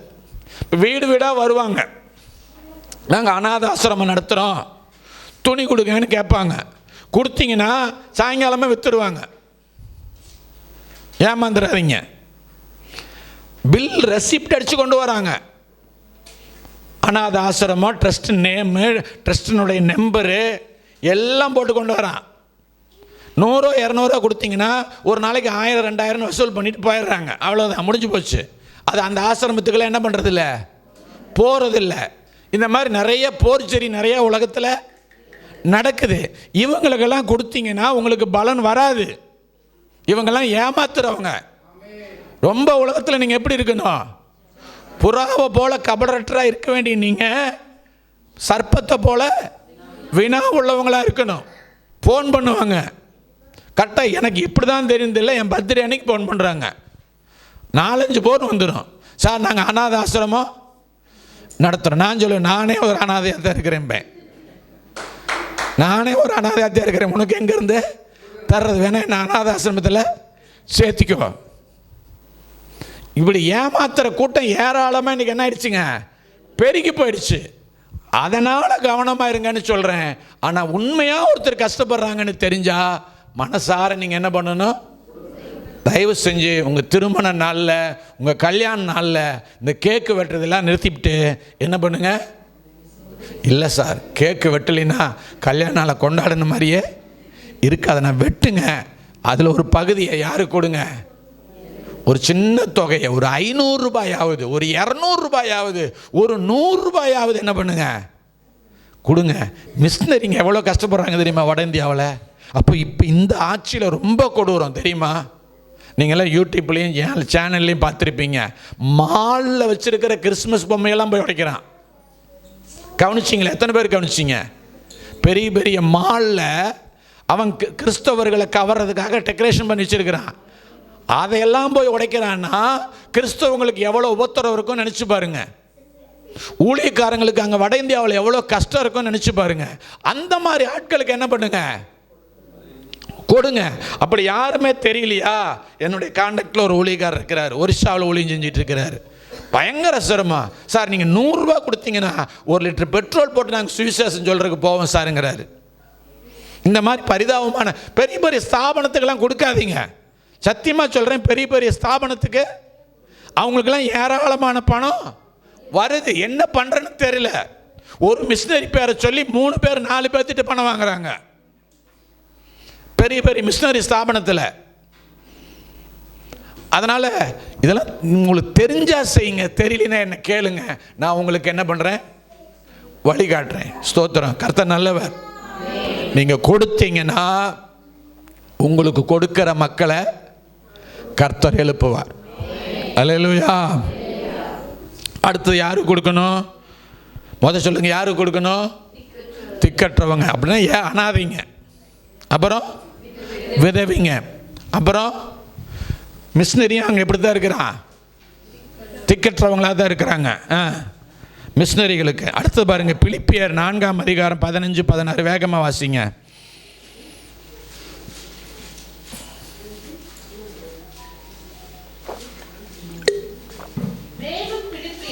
மேலும் பிலிப்பியரே, சுவிசேஷத்தின் ஆரம்பத்திலே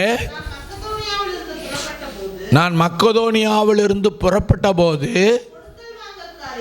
கொடுக்கல் வாங்கல் காரியத்தில் நீங்கள் மாத்திரமே எனக்கு உடன்பட்டதே அல்லாமல் வேறொரு சபையும் உடன்படவில்லை. நீங்கள் அறிந்திருக்கிறீர்கள், நான் தெசலோனிக்கேயில் இருந்தபோதும் என் குறைச்சலை நீக்கும்படி, நல்லா கவனிக்கணும், என்ன சொல்றாரு? என் குறைச்சலை நீக்கும்படி நீங்கள் 2 தரம் அனுப்பி. இது விளங்குச்சா உங்களுக்கு? இப்போ புரியுதா? என்ன புரியுது இந்த வசனம்? பவுல் தேவனால் தெரிந்து கொள்ளப்பட்ட உடனே 40 நாள் போய் வனாந்தரத்தில் என்ன பண்ணுறாரு? ஏசுனாரு ஜெபம் பண்ண மாதிரி ஜெபிச்சு ஊழியத்துக்கு அர்ப்பணிச்சு எல்லாத்தையும் விட்டுட்டு தனக்கு லாபமாக இருந்த எல்லாவற்றையும் நஷ்டமும் குப்பையுமாக எண்ணி ஊழியத்துக்கு புறப்பட்டு தேசாந்தரியாக திரிகிறாரு. ஊராக போய் என்ன பண்ணிட்டு இருக்கிறாருங்க? சுவிசேஷத்தை சொல்கிறாரு. சொந்த கைகள்னால என்ன பண்ணுறாருங்க? வேலை செய்கிறாரு. வேலை செஞ்சு ஒவ்வொரு ஊர்லேயாக என்ன பண்ணிகிட்டு இருக்கிறாருங்க? சபையை கட்டிக்கிட்டு வர்றாரு. அப்படி எத்தனையோ சபைகளை கட்டிட்டாரு. ஆனால் ஒரு சபையில் இருக்கிற விசுவாசிகள் மாத்திரம்தான் அவருடைய சுவிசேஷ ஊழியத்துக்கு உதவி செய்தார்கள்.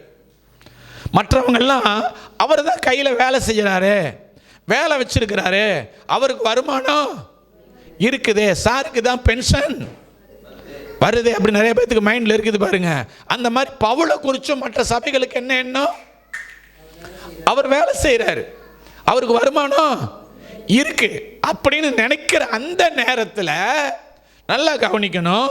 மக்கதோனியாவில் இருக்கிற சபை மட்டும் அந்த மக்கதோனியாவை விட்டு அவர் வேற ஊருக்கு போனதுக்கு பிற்பாடும் அவங்க நினைக்கிறாங்க, உட்கார்ந்து யோசிக்கிறாங்க, நமக்கு இந்த சுவிசேஷம் அறிவிக்கப்பட்டது போல மற்ற இடங்களிலும் சுவிசேஷம் அறிவிக்கப்படணும். அப்படின்னா பவுல் குறைவில்லாதவராய் வாழணும், அவருடைய தேவைகள் சந்திக்கப்படணும் அப்படின்னு ஆசைப்பட்டு அவர்கள் என்ன செய்கிறாங்க? பணத்தை கொடுத்து அனுப்புகிறார்கள். அல்லேலூயா. யாருக்கு கொடுத்தாங்க? சுவிசேஷத்தை அறிவிக்கிற சபைகளை ஸ்தாபிக்கிற பவுலுக்கு அந்த பணத்தை கொடுத்து அனுப்புகிறாங்க. அல்லேலூயா. நல்லா கவனிக்கணும். இப்போ நீங்கள் யாருக்கு கொடுக்க போறீங்க? அதுதான் பேசிடுச்சு. இப்போ 2வது இந்த சபையிலிருந்து புறப்பட்டு போய் வேற இடத்துல ஊழியங்களை ஆரம்பித்து அங்கே சபையை ஸ்தாபிக்கிற ஊழியக்காரர்கள் இருந்தாங்கன்னா அவங்களுக்கு நீங்கள் என்ன பண்ணணும்? கொடுத்தா கர்த்தர் உங்களுக்கு கொடுக்கிற ஆட்களை எழுப்புவார். ஆமென், அல்லேலூயா. நல்லா கவனிங்களே. 2 கொரிந்தியர் 8ஆம் அதிகாரம் 1லிருந்து 3வது வசனம்.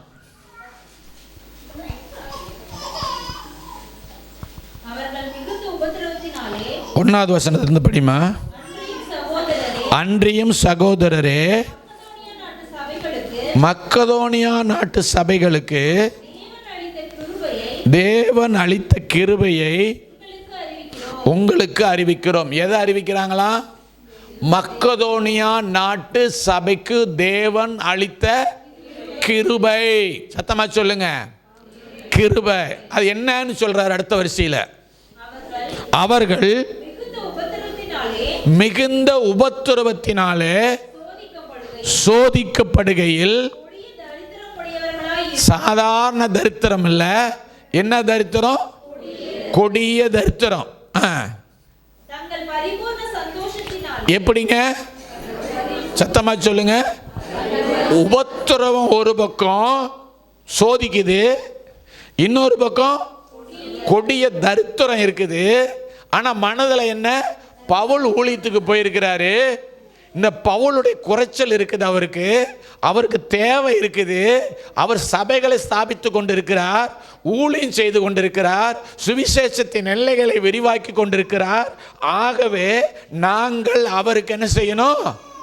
கொடுக்க வேண்டும் என்கிற பரிபூரண சந்தோஷத்தினாலும் மிகுந்த உதாரத்துவமாய். அப்படின்னா அது என்னது? கிருபை. சத்தமா சொல்லுங்க. ஊழியத்துக்கு கொடுக்கிறது, ஊழியக்காரனுக்கு கொடுக்கிறதுக்கு பேர் என்னங்க? கிருபை. அல்லேலூயா. அப்ப நீங்க கொடுக்க கொடுக்க உங்க வாழ்க்கையில் என்ன வளரும்? அப்ப எல்லாராலையும் கொடுக்க முடியாது.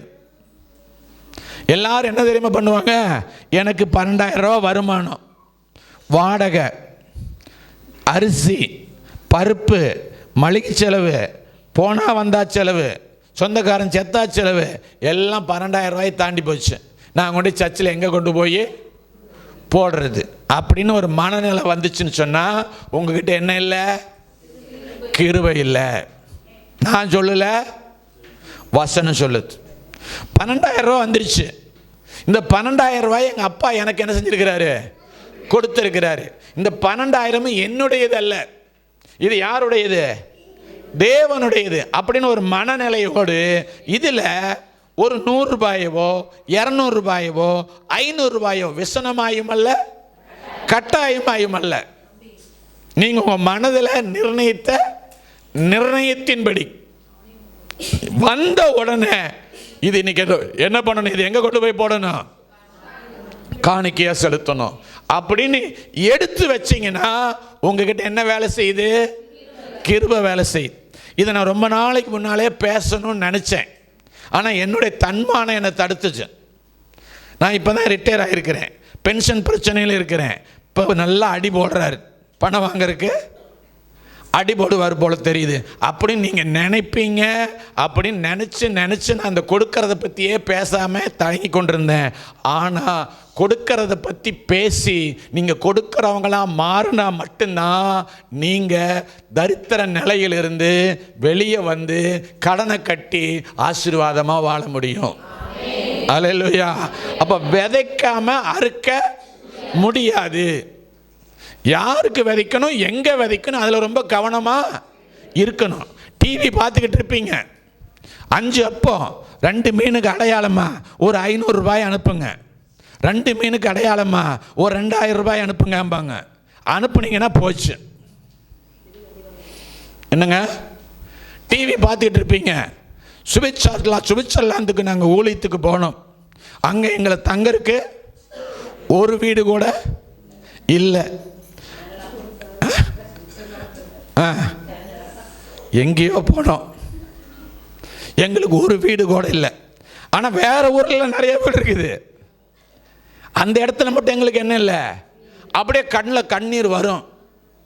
பார்த்தீங்கன்னா உங்களுக்கு மனசு அப்படி என்ன ஆயிரும், உருகிரும். உடனே என்ன பண்ணுவீங்க, ஐயோ இப்படி ஊழியம் செய்கிறவங்க இவ்வளோ கஷ்டப்படுறாங்களா அப்படின்னு அனுப்புனீங்கன்னா அது நரிதின்ன கோழி வராது.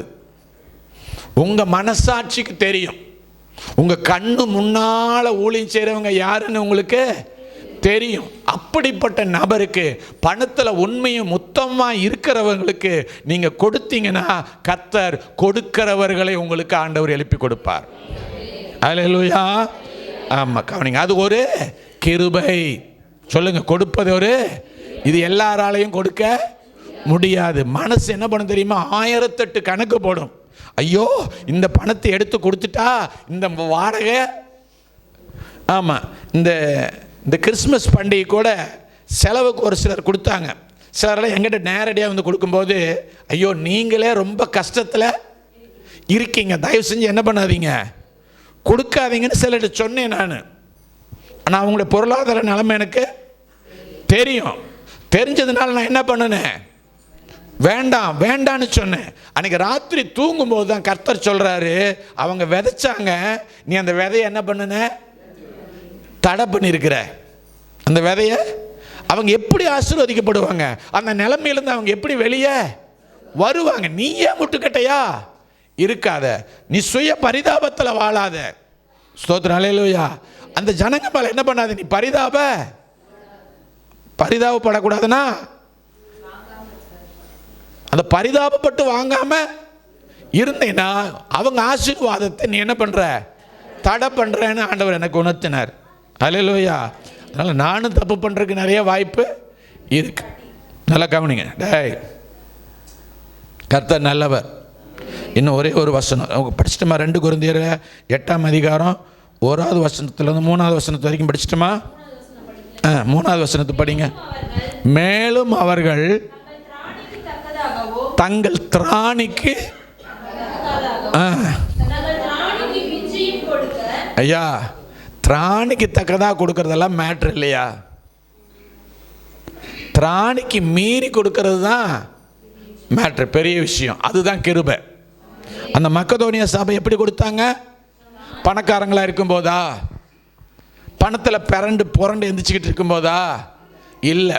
ஒரு பக்கம் உபத்திரவம், இன்னொரு பக்கம் கொடிய தரித்திரம், சம்பாதிக்கிறது வாய்க்கு வயிற்றுக்குமே பத்தில் அப்படிங்கிற ஒரு சூழ்நிலையில் வாழும்போதும் கூட ஊழியத்துக்கு என்ன பண்ணாங்க, அவங்க உதாரத்துவமாய் கொடுத்ததினால் கர்த்தர் அவர்களை ஆசீர்வதிச்சார். கிருபை அவங்க வாழ்க்கையில் பெருகுச்சுன்னு சொல்கிறேன் நான். ஆமென், அல்லேலூயா. இன்னும் ஒரே ஒரு வசனத்தை வாசித்து முடிச்சிடலாம். கலாத்தியர் புஸ்தகம் 6ஆம் அதிகாரம் 6வது வசனம். கலாத்தியர் 6:6.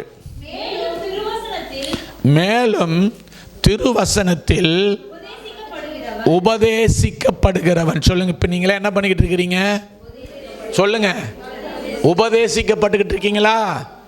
ஆமாதானா, இல்லை உபத்திரவப்பட்டுக்கிட்டு இருக்கீங்களா? என் சத்தம் உங்களுக்கு உபத்திரவமாக இருக்குதா, உபதேசமாக இருக்குதா? உபத்திரவமாக இருக்குதுங்கிறவங்க யாருக்கு இல்லை? சரி, உபதேசிக்கப்படுகிறவர்கள், உபதேசிக்கிறவனுக்கு என்னங்க, சத்தமா சொல்லுங்க, என்ன பண்ணணுமா? இந்த வசனத்தை அப்படியே உண்மையாக எடுத்தோம்னா ரொம்ப கஷ்டம் உங்களுக்கு. பரவாயில்ல, சொல்லுங்க. இப்போ நான் உங்களுக்கு உபதேசம் பண்ணிகிட்டு இருக்கிறேன். அதனால் ஆவிக்குரிய ஜீவிதத்தில் என்ன பண்ணிகிட்டு இருக்கிறீங்க, நீங்கள் வளர்ந்துக்கிட்டு இருக்கிறீங்க. ஆமாதானா? ஜெப வாழ்க்கை ரொம்ப வளர்ந்துருச்சு. ஆமாம் ஆமாம். ஆராதனை வாழ்க்கை வளர்ந்துருச்சு. பைபிள் படிக்கிறது இதெல்லாம் வளர்ந்தால் நம்முடைய பொருளாதாரமும் நிச்சயமாக வளரும். அப்போ உபதேசம் உங்களை என்ன பண்ணுது, ஆசீர்வாதத்துக்குள்ளே நடத்துது. ஆமென். அப்போ ஆசீர்வாதத்துக்குள்ளே நடத்தும் போது உங்களுக்கு நன்மை வருது திடீர்னு. எத்தனை நன்மை? அந்த வசனத்தை பார்த்து சொல்லணும். சகல நன்மைகளையும் எப்படி கொடுக்கணுமா? பகிர்ந்து கொடுக்கறதுனா எப்படி? இப்போ சௌந்தர்யாவுக்கு 2 பையன்.